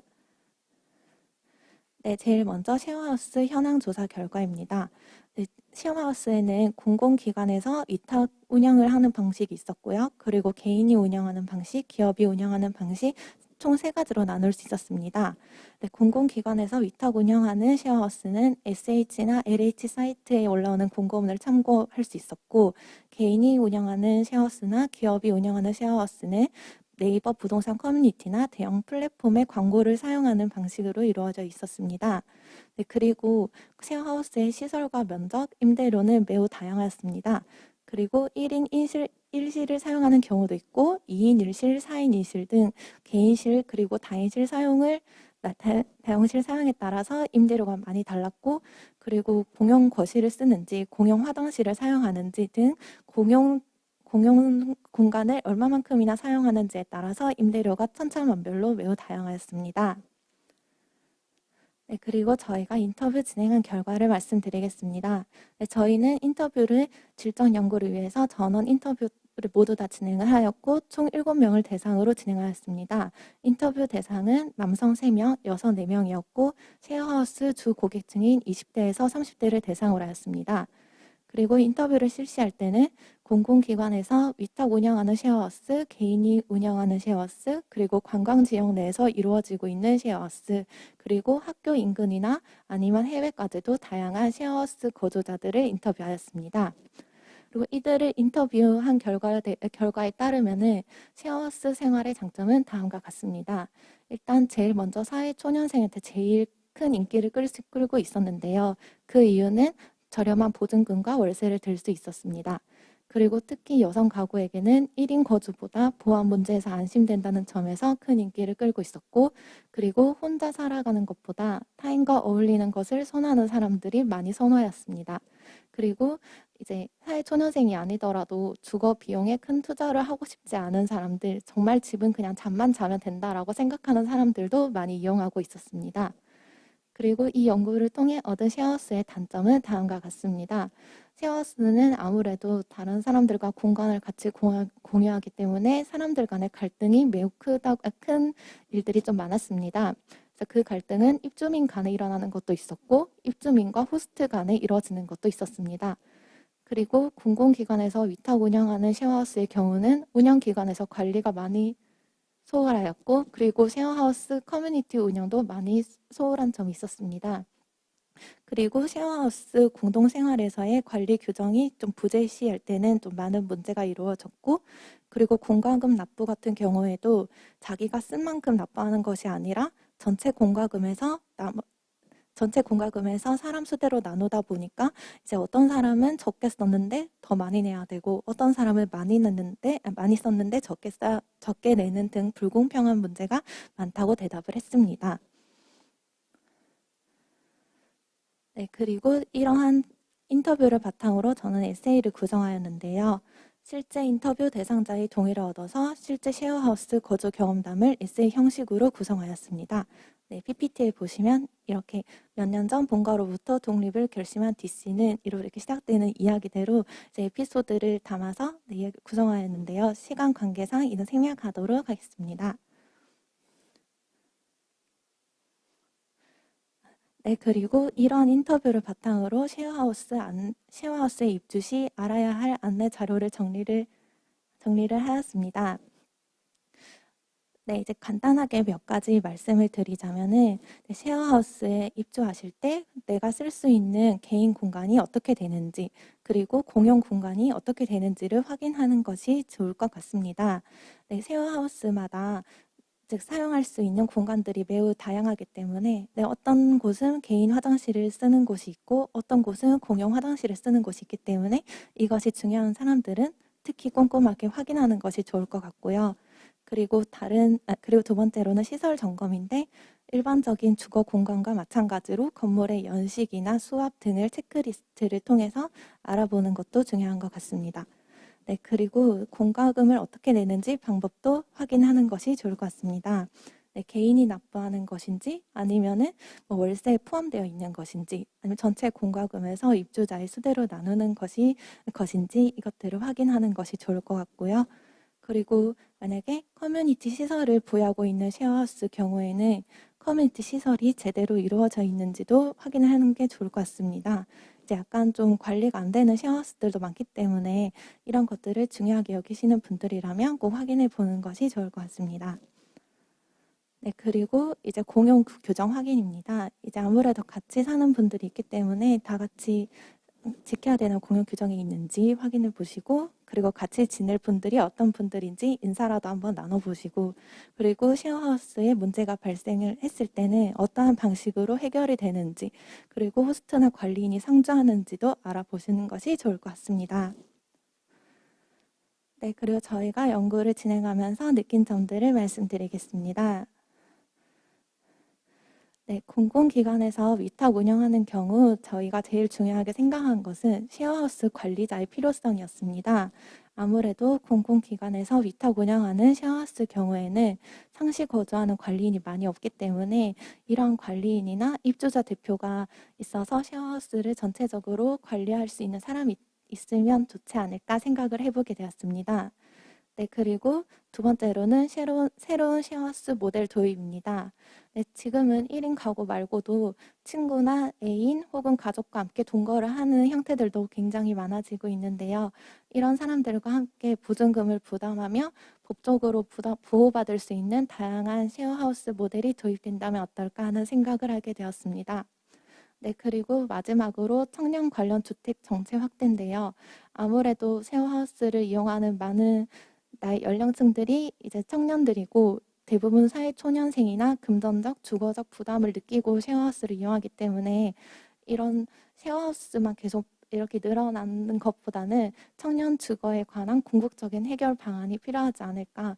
이런 면에서 재정적 부담을 덜 수 있는 다양한 주택 지원이 이루어지고 그리고 주거에 대한 상담이나 주거비에 대한 대책 마련을 여러 가지로 많이 확대시키는 것이 좋지 않을까 생각을 하게 되었습니다. 네, 발표는 여기까지입니다. 감사합니다. 네, 다혜님 발표 감사합니다. 독립을 앞두고 필요한 것들, 특히 쉐어하우스에 대한 현황이라든지 필요한 것들에 대해서 상세하게 정리해 주셨습니다. 공유 주거가 청년 주거의 대안으로 좀 떠오르고 있는 만큼 언급해 주신 단점들을 좀 잘 보완하는 계기가 되었으면 좋겠습니다. 행복한 고민팀에도 좀 질문을 드리고 싶은데요. 아무래도 연구 내용 중심으로 담기다 보니까 저희가 인터뷰를 진행하면서 행복한 고민팀이 어떻게 좀 결성이 되었는지 독립을 하면서 겪었던 이야기를 저희는 상세하게 들었는데 아마 보고 계신 분들께서는 잘 모를 것 같아서 다혜님이 가능하시다면 행복한 고민팀이 어떻게 결성되었고 좀 독립에서 어떤 일들을 겪으셨는지 말씀 부탁드립니다. 네, 저희 행복한 고민팀은 전부 다 지방에서 올라온 청년들인데요. 네, 서울에서 주거할 곳을 찾다가 서로 이제 대외 활동에서 만나서 얘기를 하게 되었는데 전부 다 주거에 대한 고민들이 굉장히 많은 거예요.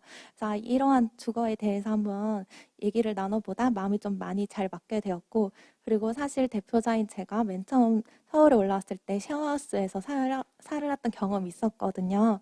근데 쉐어하우스에서 굉장히 물론 좋았던 일도 있지만 너무 안 좋은 기억을 많이 안고 나와서 네, 이거에 대해서 계속 고민과 생각을 하다 보니까 다른 사람들도 많이 쉐어하우스에 살고 있는데 과연 나만 이런 일을 겪은 걸까? 아니면 다른 사람들도 이런 일을 겪은 걸까? 이렇게 그 친구들과 얘기를 나누다 보니 이제 마음이 맞아서 우리가 한번 알아보자 이런 계기로 이 연구를 시작하게 되었습니다.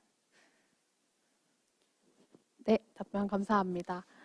그리고 새로운 공동체, 새로운 가족에 대한 좀 시사점도 남겨주셨는데요. 다혜님한테 또 질문 드리고 싶은 게 혹시 내가 10년 뒤 나를 상상한다면 다혜님은 어떤 주거 형태를 하고 계실지 좀 답변 부탁드립니다. 10년 뒤 전 아무래도 계속 서울에서 청년 1인 주거 생활을 계속 영위할 것 같은데요. 아무래도 지금은 잘은 모르지만 그때 가서 아마 계속 혼자 살기에는 아무래도 여성 청년 1인으로서 조금 부담스럽고 좀 걱정되는 면들도 많아서 마음이 맞는 친구와 함께 아마 같이 이제 살지 않을까. 아마 일종의 쉐어하우스나 동거처럼 그렇게 둘이 지금 살고 얘기는 하고 있는데 네, 아마 그럴 것 같습니다. 같은 집에서 네, 친구와 함께 생활하지 않을까 생각하고 있어요. 네, 답변 감사드립니다. 아무래도 장점과 단점이 명확하다 보니까 잘 맞으시는 분들한테는 굉장히 공유주거가 대안이 될 수 있다라고 느끼시는 부분도 있을 것 같고 조금 남들이랑 사는 게 불편하실 분도 계실 것 같아서 장단점이 조금 보완되고 앞으로 새로운 공동체의 형성 가능성을 볼 수 있는 시간이 되었습니다. 다음으로 넘어가려고 하는데요. 저희가 첫 시간에 터놓고 전전긍긍이라는 청년들의 독립연대기를 영상으로 보내드린 적이 있었습니다. 아마 기억하고 계실 것 같은데요. 오늘은 그 감독님을 모셔서 좀 메이킹 필름과 뒷이야기를 함께 들어보고자 합니다. 터놓고 전전긍긍 청년들의 독립연대기를 영상으로 풀어낸 이채로운님과 청년과 게이 레즈비언들은 왜 서울에 살고 싶어 할까라는 주제로 연구하신 심기용님의 발표가 있겠습니다. 먼저 이채로운님 발표 부탁드리겠습니다. 이채로운님 발표 부탁드리겠습니다. 네, 안녕하세요. 이채로운입니다. 본격적인 연구 발표에 앞서서 간단한 영상부터 함께 보고 가보려고 합니다.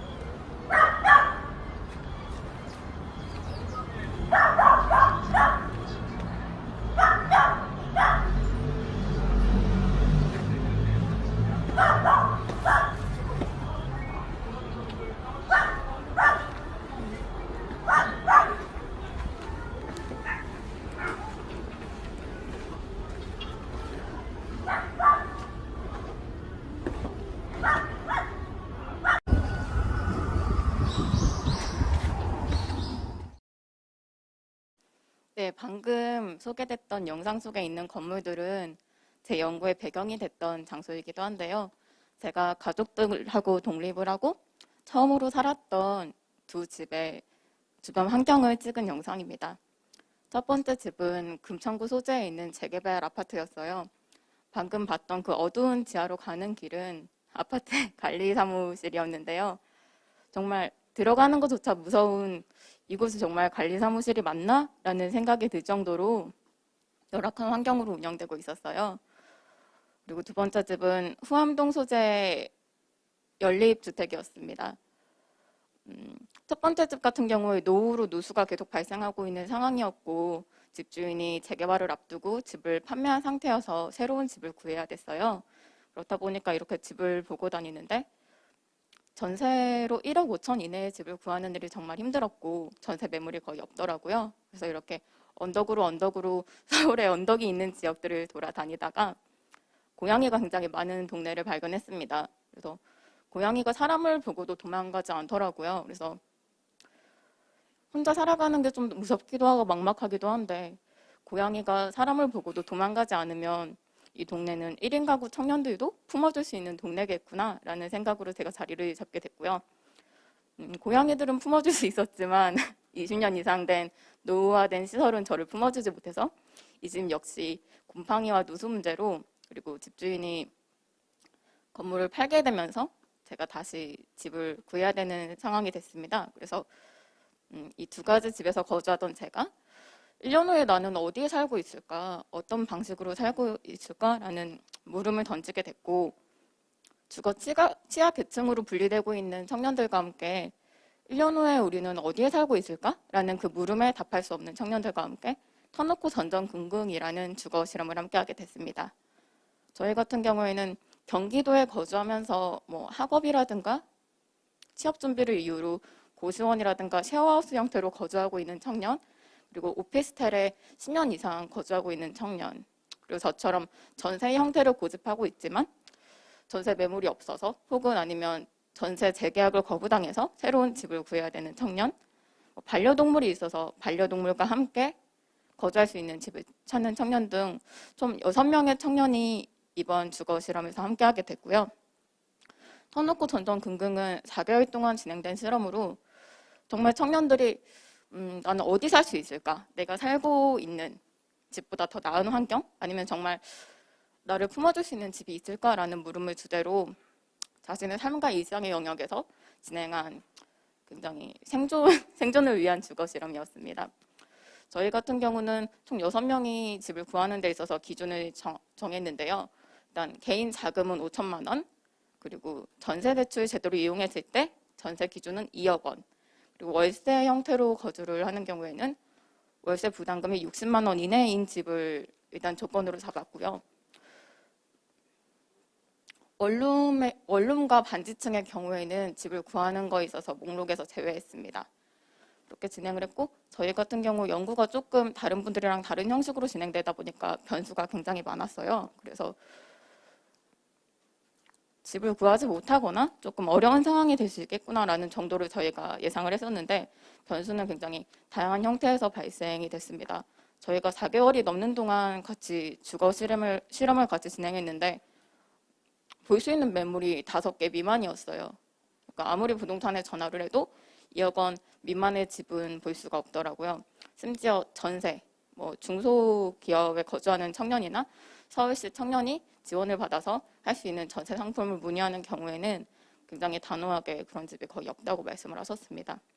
그렇다 보니까 저희 같은 경우는 함께 참여한 사람들이 총 6명이었는데 그중 2명은 주거 형태를 변경하는 데 포기를 했고 6명 같은 경우는 사회주택에 들어가는 방식으로 주거 연구를 마무리할 수 있었습니다. 하지만 그중 3명은 약간 노후화된 집 환경 때문에 하자보수에 대한 갈등 아니면 사회주택을 분양하는 협동조합과의 갈등 같은 걸로 지금 새로운 문제를 마주하고 있고요.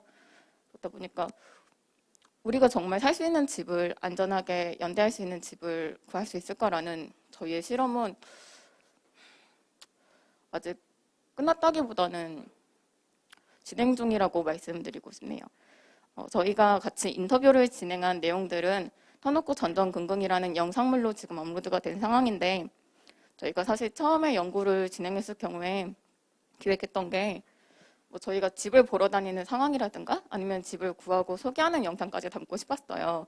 근데 그렇지 못했던 이유가 저도 정말 생각하지 못했던 게 저희가 같이 집을 둘러보면서 저희는 미리 사전에 약속을 했지만 집주인에게는 공유되지 않아서 갑작스럽게 공유되지 않은 상황에서 남의 집을 보게 되거나 아니면 저희도 약간 1인 가구들끼리 우리가 주거 취약계층이다라는 말을 많이 했는데 저희가 가해를 하는 입장이 굉장히 많이 일어나더라고요.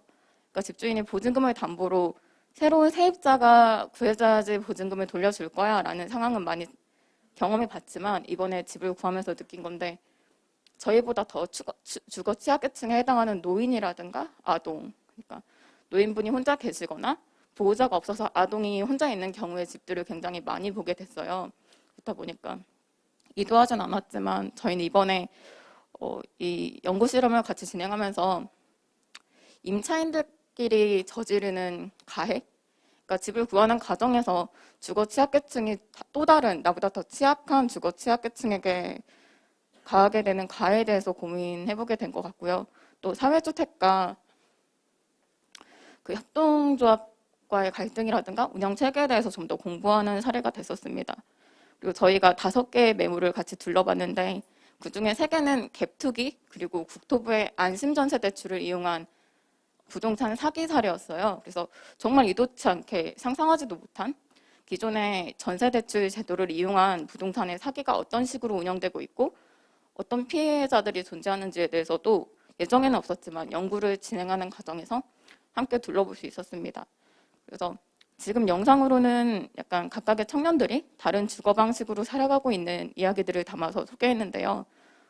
만약에 좀 더 계기가 된다면 같은 취약계층들이 겪는 폭력과 가해 그리고 함부로 다루기엔 조금 조심스러웠던 부동산 사기 사례에 대해서도 조금 더 이걸 알리고 공유해봤으면 좋겠다라는 이야기가 있었습니다. 네, 감사합니다. 좀 현실을 담아낸 영상을 보니까 좀 유튜브로 보시는 분들께서도 많이 와닿지 않았을까 생각이 드는데요. 아무래도 임차인의 권리를 좀 손 놓고 있는 상황에서 피해들은 좀 고스란히 임차인들에게 몰리는 그런 현상들을 말씀해 주신 것 같습니다. 그리고 메이킹 필름에서 보여주신 좀 고양이를 보니까 저는 공존이라는 키워드가 좀 떠오르는데요. 하루빨리 주거 문제가 해결되어서 우리 모두 공존할 수 있는 그런 시대가 왔으면 좋겠습니다. 이채론님의 질의응답은 심기용님 발표 이후에 함께 하도록 하겠습니다. 네, 다음으로는 정책적으로 좀 배제되어 온 청년 그리고 성소수자에 대한 주거 이야기를 듣는 시간을 가지려고 하는데요. 청년, 게이, 레즈비언은 왜 서울에 살고 싶어 할까라는 주제로 연구하신 심기용님의 발표가 있겠습니다. 네, 안녕하세요. 저는 다음의 운영위원 심기용이라고 합니다. 오늘 제가 발표를 드릴 이제 주제는 청년, 게이, 레즈비언들이 왜 이렇게 서울에 살고 싶어 할까 이런 주제인데 일단은 전에 좀 설명을 드려야 될 것이 성소수자와 주거 문제가 어떻게 연결되는가 이런 것들을 좀 설명을 드릴 필요가 있을 것 같아요. 네. 기본적으로 이제 용어 설명을 잠깐 넘어가고요.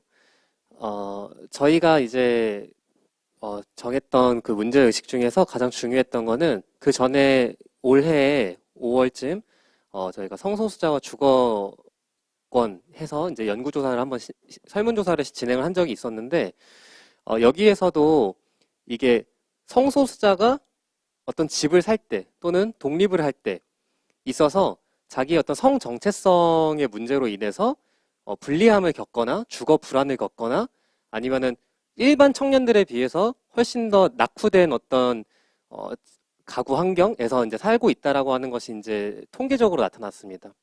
그래서 저희가 그 연구 이후에 조금 더 궁금했던 것은 근데 이 연구에서도 그렇고 항상 한국 성소수자 연구에서 일관되게 성소수자들이 서울에 사는 비율이 일반 청년의 어떤 비율보다 2배 이상 높은 것으로 나오거든요.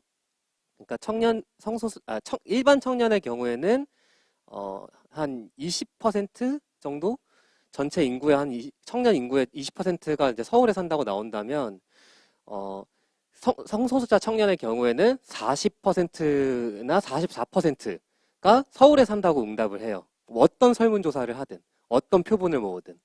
그래서 왜 이렇게까지 서울에 주거를 하고 싶을까? 왜 이 거주 욕구는 도대체 어디서 나오는가? 이런 거를 이제 저희가 알아보기 위해서 추가 연구를 이제 이 연구 사업을 통해서 진행했다라고 생각해 주시면 되겠습니다. 일단은 기본적으로 아까 설명을 드렸듯이 기본적으로 주거를 할 때 성소수자인 것이 특히나 가족과 트러블을 일으키는 문제가 있잖아요. 예를 들어서 뭐 내 성 정체성이 드러날 만한 어떤 뭐 굿즈라던가 아니면은 뭐 성소수자 또는 동성애자 이런 트랜스젠더 이런 말이 들어간 어떤 책자라던가 이런 것들이 있을 경우에 이제 가족들이 너 이런 거 왜 읽니? 이렇게 한다던가 아니면은 그 성 정체성을 표현하면 안 되는 그 여러 가지 개입들을 하거든요. 간섭들을 하니까 독립을 하고 싶어하는 욕구에도 분명히 영향이 있고 그리고 동성 커플인 경우에는 주변 이웃들의 시선이라던가 그리고 트랜스젠더 같은 경우 본인의 성별 표현에 의해서 주변 사람들이 저 사람은 일상적으로는 뭐 남성으로 보였는데 외출을 할 때는 또 여성으로 보이고 뭐 저 사람 도대체 뭐지? 뭐 이런 식의 어떤 컴플레인이 들어온다던가 직접적으로 아니면은 그런 거를 물어보는 사람이 있다던가 이렇게 좀 항상 이렇게 이웃으로부터 간섭 또는 가족으로부터의 간섭 그것이 굉장히 부정적인 간섭일 경우에 이 주거에 있어서 주거 불안을 느낀다던가 어떤 정주성의 문제가 있다라고 하는 그런 이제 연구 결과가 있었는데요. 이것이 이제 근데 이것만으로는 서울에 산다라는 것이 설명이 안 된다는 거죠. 그래서 저희가 이제 연구를 한 것은 왜 이렇게 이제 서울에 살고 싶어 할까 했을 때 결론부터 말씀을 드리면 사회 속에 작은 사회를 만들고자 하는 성소수자들의 욕구가 따로 있다라는 겁니다. 이거는 이제 차차 이제 인터뷰도 말씀을 드리면서 설명을 드릴 텐데, 그러니까 이런 어떤 결과가 기본적으로는 잠시만요. 네, 그러니까 기본적으로는 저희는 따로 커뮤니티를 보통 만들 필요는 없다고 생각하거든요. 일반 청년이 뭐, 그러니까 예를 들어서 취미라던가 아니면은 서로 어떤 목적을 공유하는, 아까 예를 들어서 뭐, 공유주택이라던가 사회주택이라던가 아니면 이런 그런 어떤 주택 커뮤니티라던가 확실하게 어떤 목적이 있을 때 커뮤니티를 형성을 하기도 하잖아요. 근데 우리가 이제 친구를 만들려고 일부러 어떤 커뮤니티가 형성되어 있는 공간에서 산다던가 이렇게까지 거주 욕구가 있지는 않은데 근데 게이 레즈비언 커뮤니티 같은 경우는 일상에서 분리가 돼 있다라는 거죠. 왜냐면은 내가 일상적으로 커밍아웃을 쉽게 할 수 없기 때문에 나의 어떤 성 정체성을 드러내고 온전히 드러낼 수 있는 공간 그리고 나의 성 정체성과 비슷한 동질적인 어떤 정체성을 가진 사람들과의 교류를 하려면 특정한 공간에서 이 교류가 이루어져야 된다라는 거죠. 그래서 이 청년 게이 레즈비언 성소수자 또는 성소수자 어떤 커뮤니티가 이 사람들이 갖는 의미는 그저 어떤 친한 사람들과 이렇게 친해지는 그런 어떤 동호회 수준이 아니라 좀 더 광의의 그냥 사회 그 자체, 또 다른 사회 속에 있는 사회라는 것을 이제 저희가 이번에 인터뷰를 통해서 알게 됐습니다. 일단 이런 걸 일단 설명을 드리기 앞서서 저희가 왜 이제 성소수자 문제에서 게이 레즈비언으로 이렇게 좀 줄여서 대상자를 선정을 했는지 설명을 드리면요. 기본적으로 이제 성소수자 전체 인구가 서울에 이제 많이 거주하는 건 사실인데 짧은 시간 안에 저희가 그 모든 이유와 어떤 설명을 구하고자 하는 것이 좀 어려움이 있었고 그리고 실제로 서울에 이제 종로구라던가 신림이라던가 이태원이라던가 특히나 이제 홍대 마포라던가 이 게이 레즈비언 어떤 커뮤니티가 이제 활성화되어 있는 지역들이 있었기 때문에 좀 게이 레즈비언에 조금 특정해서 모집을 좀 했고요. 그리고 그 모집을 해서 이제 저희가 알게 된 것이 되게 다양한 욕구가 있다라는 거죠. 그러니까 단순히 저희의 문제의식은 또 그것도 있었던 거죠. 그러니까 이 사람들이 오케이 커뮤니티가 필요한 건 알겠는데 그러면 지방에서 문화 행사를 연다든지 아니면 자조 모임을 연다든지 이렇게 하면은 충분히 그 욕구가 해소될 수 있지 않을까? 근데 왜 하필 서울이어야 하지? 왜 아까 지금 제가 말씀드린 것처럼 게이 레즈비언 어떤 커뮤니티들은 다 서울에 있지? 라고 했을 때, 이 사람들이 그냥 단순히 모여가지고, 안녕하세요. 저는 게이입니다. 안녕하세요. 저는 레즈비언입니다. 하고 인사 나누고 끝나는 걸로 이 사람들의 욕구가 해소가 되지 않는다라는 거죠. 그러니까 자신의 어떤 이야기를 털어놓는 수준으로는 안 된다. 그러니까 무슨 말이냐면, 게이 레즈비언 커뮤니티의 유형을 보니까요, 일단 뭐 술 먹는 모임 같은 것도 당연히 있고, 근데 뭐 예를 들어서 야구를 친다든지 아니면 어떤 문화 행사를 한다든지 그리고 뭐 춤 모임이 있다든지 그러니까 굉장히 우리가 일상적으로 그냥 일반 청년들과도 같이 할 수 있는 그런 것들을 특별히 이 성 정체성이 동질적인 사람들과 이어서 취향을 이렇게 나누는 맛집 탐방이라든지, 그러니까 굉장히 이제 커뮤니티 유형이 다양한 거죠. 이런 것도 하나 이제 인식을 하시면 될 것 같고요. 근데 이런 것들을 왜 따로 이 정체성의 어떤 개토 또는 정체성의 어떤 무리 안에서 이걸 해소하고 싶어 하냐면, 일단 자신의 정체성이 항상 일상적으로 소외를 받다 보니까, 그리고 일상적으로 자신을 드러낼 수 없는 환경이다 보니까 편하지가 않은 거죠. 그래서 이 사람들이랑 모여 있을 때야만 자기가 온전히 자신으로서 말을 할 수가 있게 되고, 그러다 보니까 단순히 이 관계가 서로 본인들이 이제 어떤 성소수자임을 확인하는 자리로서가 아니라 정말 다양한 사회적 욕구를 이 커뮤니티 안에서 해소하고 싶어 하는 것이죠. 그러니까 아까 제가 말씀드렸던 것처럼 사회 속의 사회를 만들고 싶어 하는 것이 있는 거고요. 그리고 이 인터뷰를 통해서도 이제 드러났지만, 일상 속과의 어떤 분리를 얼마만큼이나 원하냐면, 어떤 모임이 있을 때 이게 이제 아우팅이 될 수 있거나 자기의 성대정성이 사회적으로 이렇게 드러날 수 있는 환경에서는 절대 활동하지 않거나 그 활동을 굉장히 기피하는 어떤 이야기들이 나오거든요. 제가 이제 여기서 이제 좀 인상 깊었던 거는, 안에 커뮤니티는 굉장히 다양한데 접근하는 방식이 정해져 있어요. 경로가 굉장히 한정적이에요. 그러니까 만약에 자기가 청소년 성소수자고 처음으로 이 커뮤니티에 진입을 하려고 했을 때 어떻게 진입해야 되지? 이런 방법이 굉장히, 그러니까 소문을 듣거나 아니면은 아름아름 어떻게든 알아내야 되는 거죠. 그러니까 이 커뮤니티의 접근 어떤 문턱이 굉장히 높습니다. 그리고 어떤 커뮤니티는 굉장히 숨겨져 있고, 그래서 이 폐쇄성에 대해서 우리가 분명히 인식을 할 필요가 있다. 그러니까 이 두 가지를 좀 가져가면서, 그러니까 단순히 모이는 것으로 만족스럽지 않다라는 것과, 그리고 자신이 이렇게 모였을 때, 활동했을 때 자신의 성 정체성이 함부로 드러나지 않아야 되고, 이런 어떤 폐쇄성, 문화적 폐쇄성에 대해서 인지를 하고, 그렇게 했을 때 이제 왜 서울인지가 이제 드러난다라는 건데요. 일단 기본적으로 그러면 그 비서울 커뮤니티, 그러니까 지방에 있는 성소수자 커뮤니티의 분위기는 어떠냐 하면은, 거기에서 말씀을 하시는 건, 서울에 오면은 만날 사람이 진짜 많은데 지방으로 돌아가면은 만날 모임도 너무 적고 만날 사람 자체도 너무 제한적이다. 이렇게 얘기를 하면서 서울에 살고 싶다는 얘기를 해요. 그리고 성소수자 모임이나 커뮤니티가 아예 존재하지 않는 지역들도 당연히 있겠죠. 근데 이런 어떤 서울에 대한 어떤 욕망, 이런 것들이 지방에서 살고 있는 성소수자일수록 굉장히 강하다라는 게 이제 드러나는 거고요. 서울에 살고 있는 사람들도 서울에 살고 싶어 해요. 언제까지나.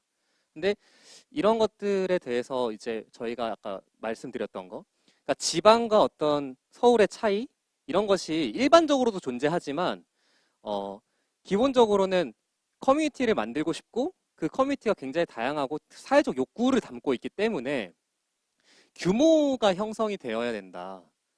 그러니까 서울이 가장 인구 규모가 크잖아요, 한국에서. 그러다 보니까 당연히 여기에 성소수자들이 살 가능성이 높아지고 자신들이 만날 성소수자가 일단 규모적으로 많은 거죠. 근데 이 규모가 왜 중요하냐면, 아까도 말씀드렸지만 단기적인 또는 일회적인 어떤 성소수자 행사가 지방에서 열리는 게 아주 중요한 것은 아니고, 그 행사가 중요한 것은 맞지만 그것이 아주 결정적이거나 계기적이라는 것은 아니고, 일단 이 사람들은 관계를 계속 형성하고 확장해 나가고 싶어하는 욕망이 분명히 있고, 그러니까 이 자체로 사회여야 돼요, 사회. 이 사람들의 관계의 어떤 수준이 그냥 어떤 모임, 어떤 소규모 단체, 이런 것이 아니라 자신이 계속 사람들을 만나고 새로운 사람을 마주할 수 있는 굉장히 규모가 큰 공간이어야 된다는 거죠. 그래서 이게 왜 이렇게 이제 많이 사냐라고 했을 때, 계속 새로운 사람들이 나온다가 이제 가장 큰 것 같고요.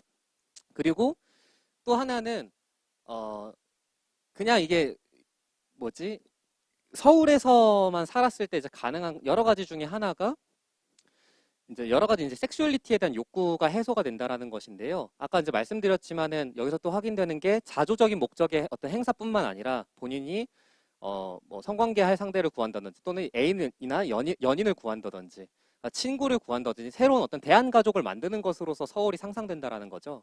그래서 그런 부분이 조금 있었다. 제가 이게 글자가 조금 제가 좀 작게 보여가지고 인터뷰들을 좀 넘기고 발표를 좀 해드려야 될 것 같아요. 네.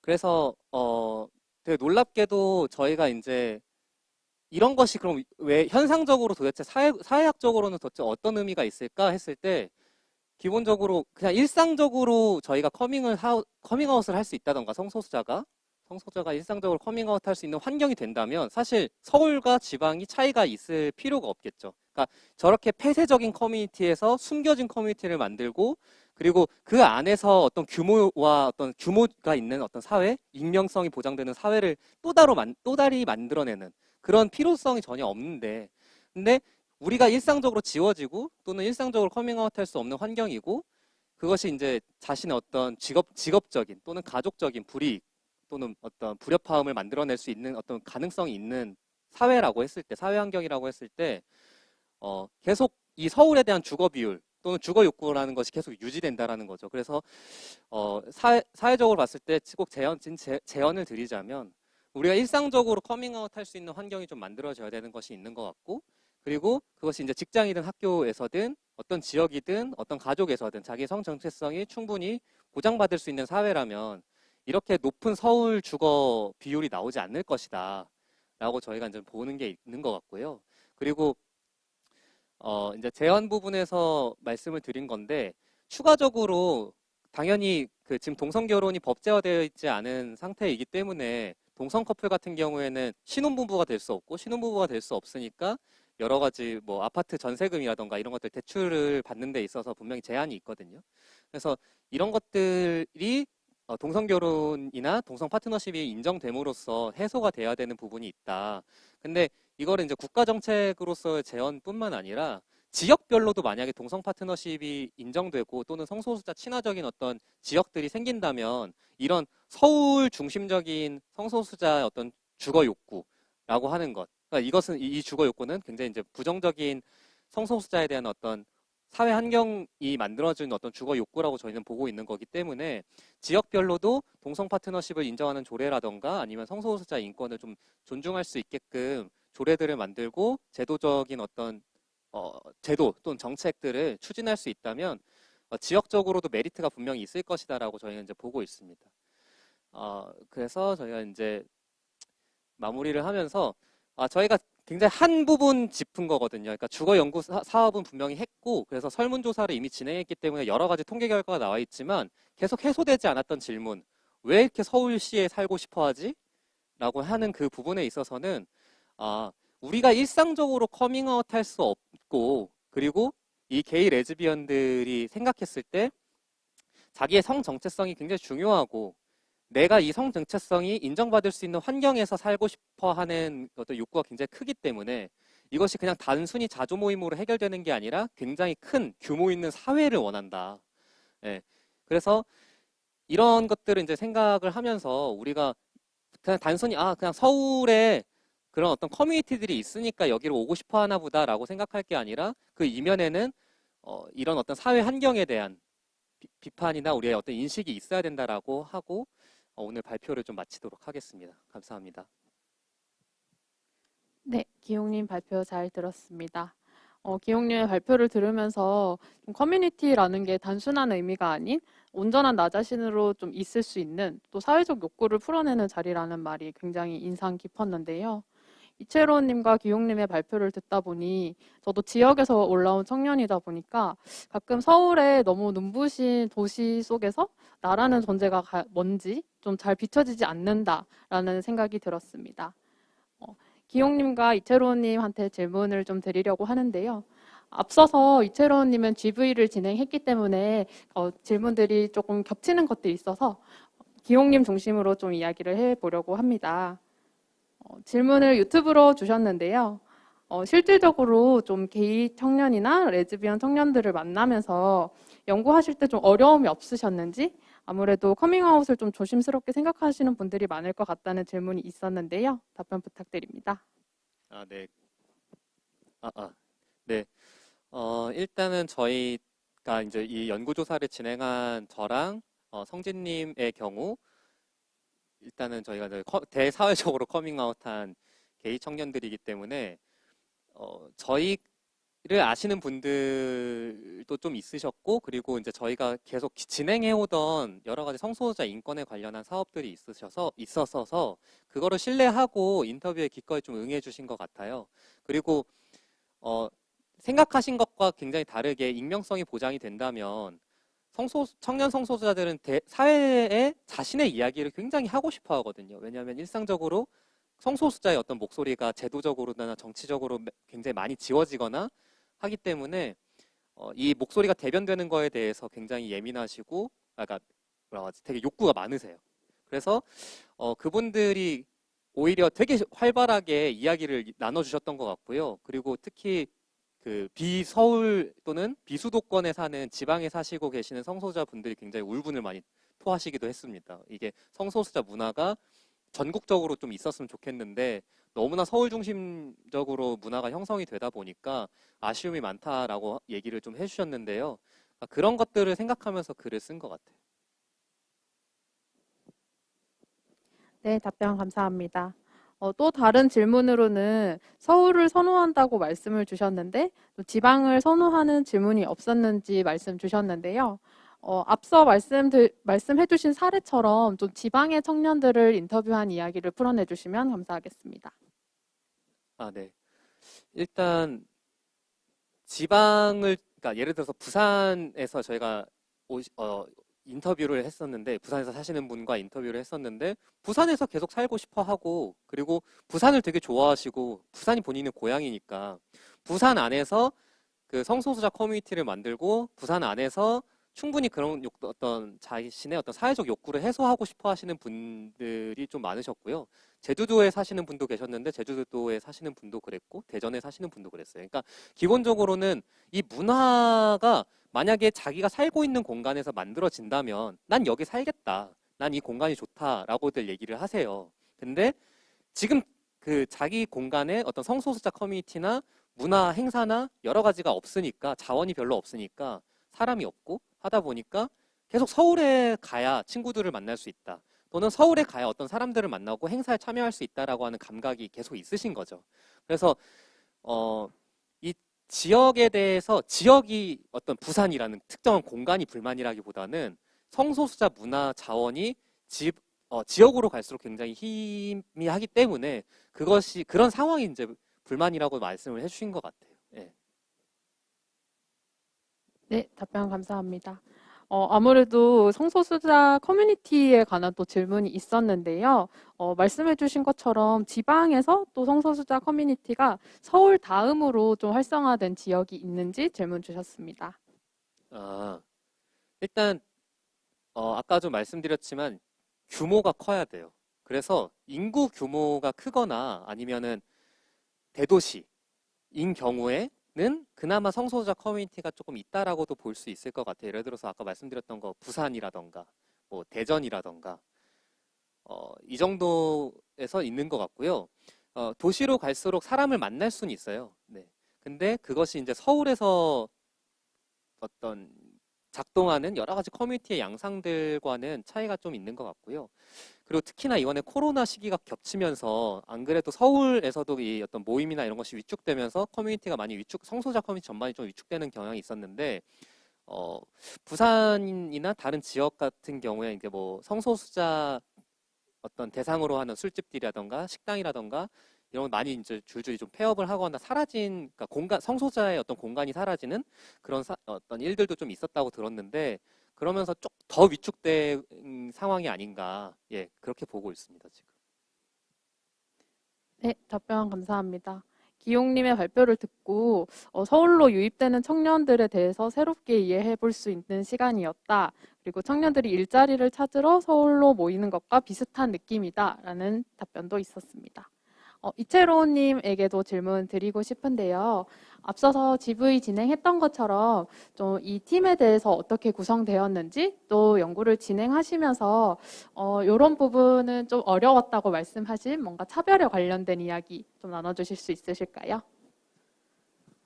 네, 저희 같은 경우는 1인 가구 여성들로 구성이 되어 있고요. 여성 인권과 관련된 자조 모임을 하다가 자연스럽게 주거 문제 얘기가 나왔고 이게 연구로도 이어졌습니다. 차별에 대해서는 다 담지 못했는데 제가 집을 보러 다니면서 겪었던 일들이 분명히 부동산 같은 경우에 중개해 주시는 분들이 집주인이 없는데도, 그러니까 거주하는 분이 없는데도 이렇게 집을 보여주시는 경우가 많잖아요. 그때 분명히 뭐 허락을 받았다고 이렇게 비밀번호를 누르고 들어가시는데 거주하시는 분의 뭐 사적인 물품이라든가 속옷이 널브러져 있다던가 아니면 그 집에 아프신 분이 버젓이 누워 계시거나 그런 사례가 많았고요. 특히나 이건 망원동에 사려는데 망원동의 투룸이 1억 6천에 올라왔더라고요. 전세 매물로. 그래서 지역에 비해서 굉장히 저렴하고 투룸이 전세가 가능하구나 싶어서 보러 갔는데 특이하게 부동산에서 그냥 비밀번호를 알려주셨어요. 이 집은 그냥 봐도 되는 집이야 라고 하셨고 그 주변의 부동산에서 전부 이 매물을 공유하고 계시더라고요. 그래서 일단은 왜 이런 상황인 건지 알 수는 없지만 그 집을 보러 갔었는데 할머니하고 아이가 살고 있는 집 같더라고요. 겉에 신발장이라든가 그런 풍경을 봤을 때. 근데 아이가 워낙 이런 상황에 많이 노출이 되다 보니까 그러니까 중개인분들이 비밀번호를 공유하고 아무나 그냥 집을 드나드는 상황이 계속되다 보니까 아이가 계단이랑 창가에다가 낙서를 해놨는데 제발 우리 집에 들어오지 마세요. 할머니하고 나밖에 없어요.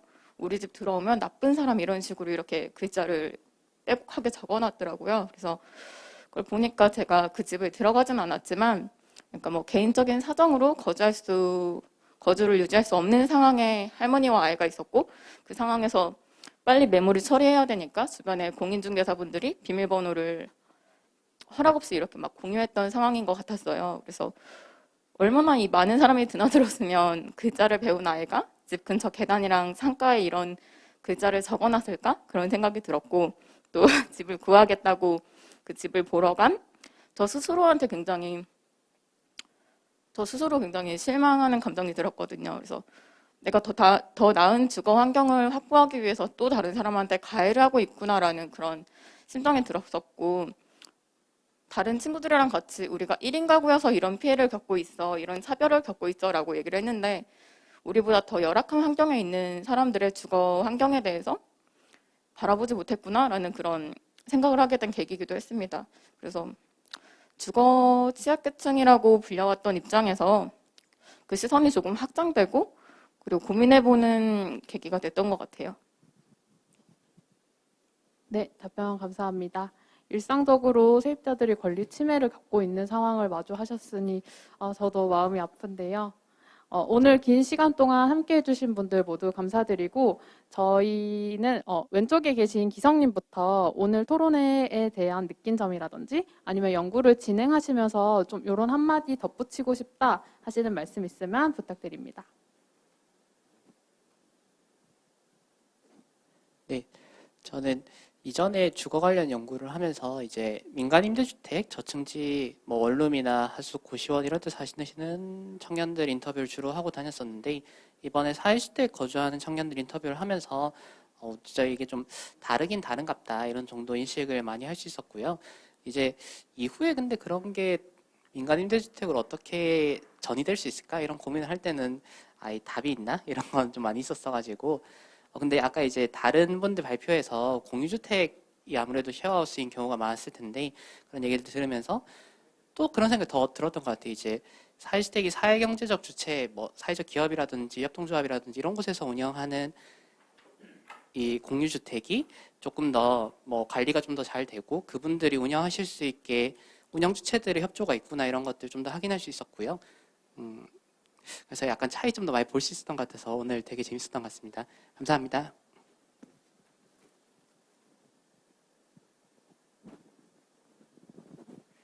네, 저는 이제 지방에서 올라온 청년 1인 가구로서 제가 관심 있었던 쉐어하우스에 대해서 이번에 연구를 통해 좀 더 깊이 알게 될 수 있어서 네, 너무 좋았고요.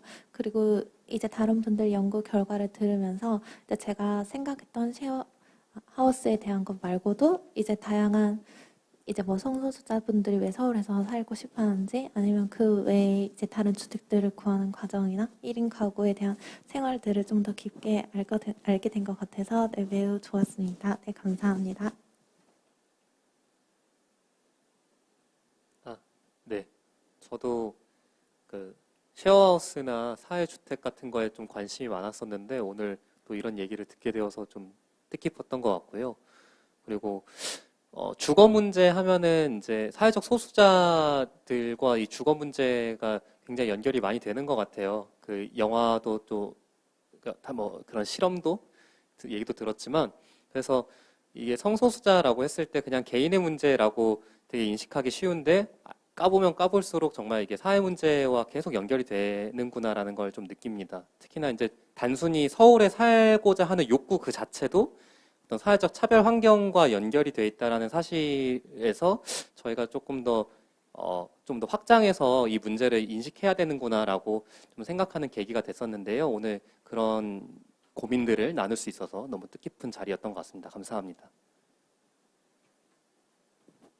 네, 저한테 주거 공간은 정말 사적인 영역이었거든요. 그냥 제가 살아가기 위해서, 정말 생존을 하기 위해서 먹고 자는 그런 공간으로 저는 여태 생각해왔고 그렇게 생각을 해왔었는데 오늘 다른 분들의 연구를 듣기도 하고 그리고 이 연구를 진행하면서 다른 청년들의 이야기를 듣다 보니까 주거 공간에 대한 다양한 시선도 재미있었지만 정말 사회 영역 안에서 우리가 계속 고민하고 이야기해야 되는 거구나. 주거 공간이라는 게 개인적인 나만의 공간이 아니라 우리 사회가 같이 담론해야 되는 부분이구나라는 그런 생각을 하게 됐습니다. 무척 즐거웠습니다. 네, 감사합니다. 오늘은 청년 스스로 청년 주거 문제를 연구한 분들을 만나봤는데요. 이야기를 들으면 들을수록 저희가 큰 틀로 주거 문제라는 의식으로 뭉쳤지만 청년들의 전반적인 삶을 대변하고 있지 않나라는 생각이 들었습니다. 앞으로도 저희 청년 주거 상담센터도 청년들 스스로 연구를 지원할 수 있도록 노력하겠습니다. 바쁘신 와중에도 토론에 참석해주신 모든 분들께 감사드린다는 말씀 드리고 싶고요. 유튜브 시청자분들도 감사드립니다. 그러면 오늘 여기서 다 같이 박수를 치면서 토론회를 마치도록 하겠습니다. 모두 고생 많으셨습니다. 감사합니다.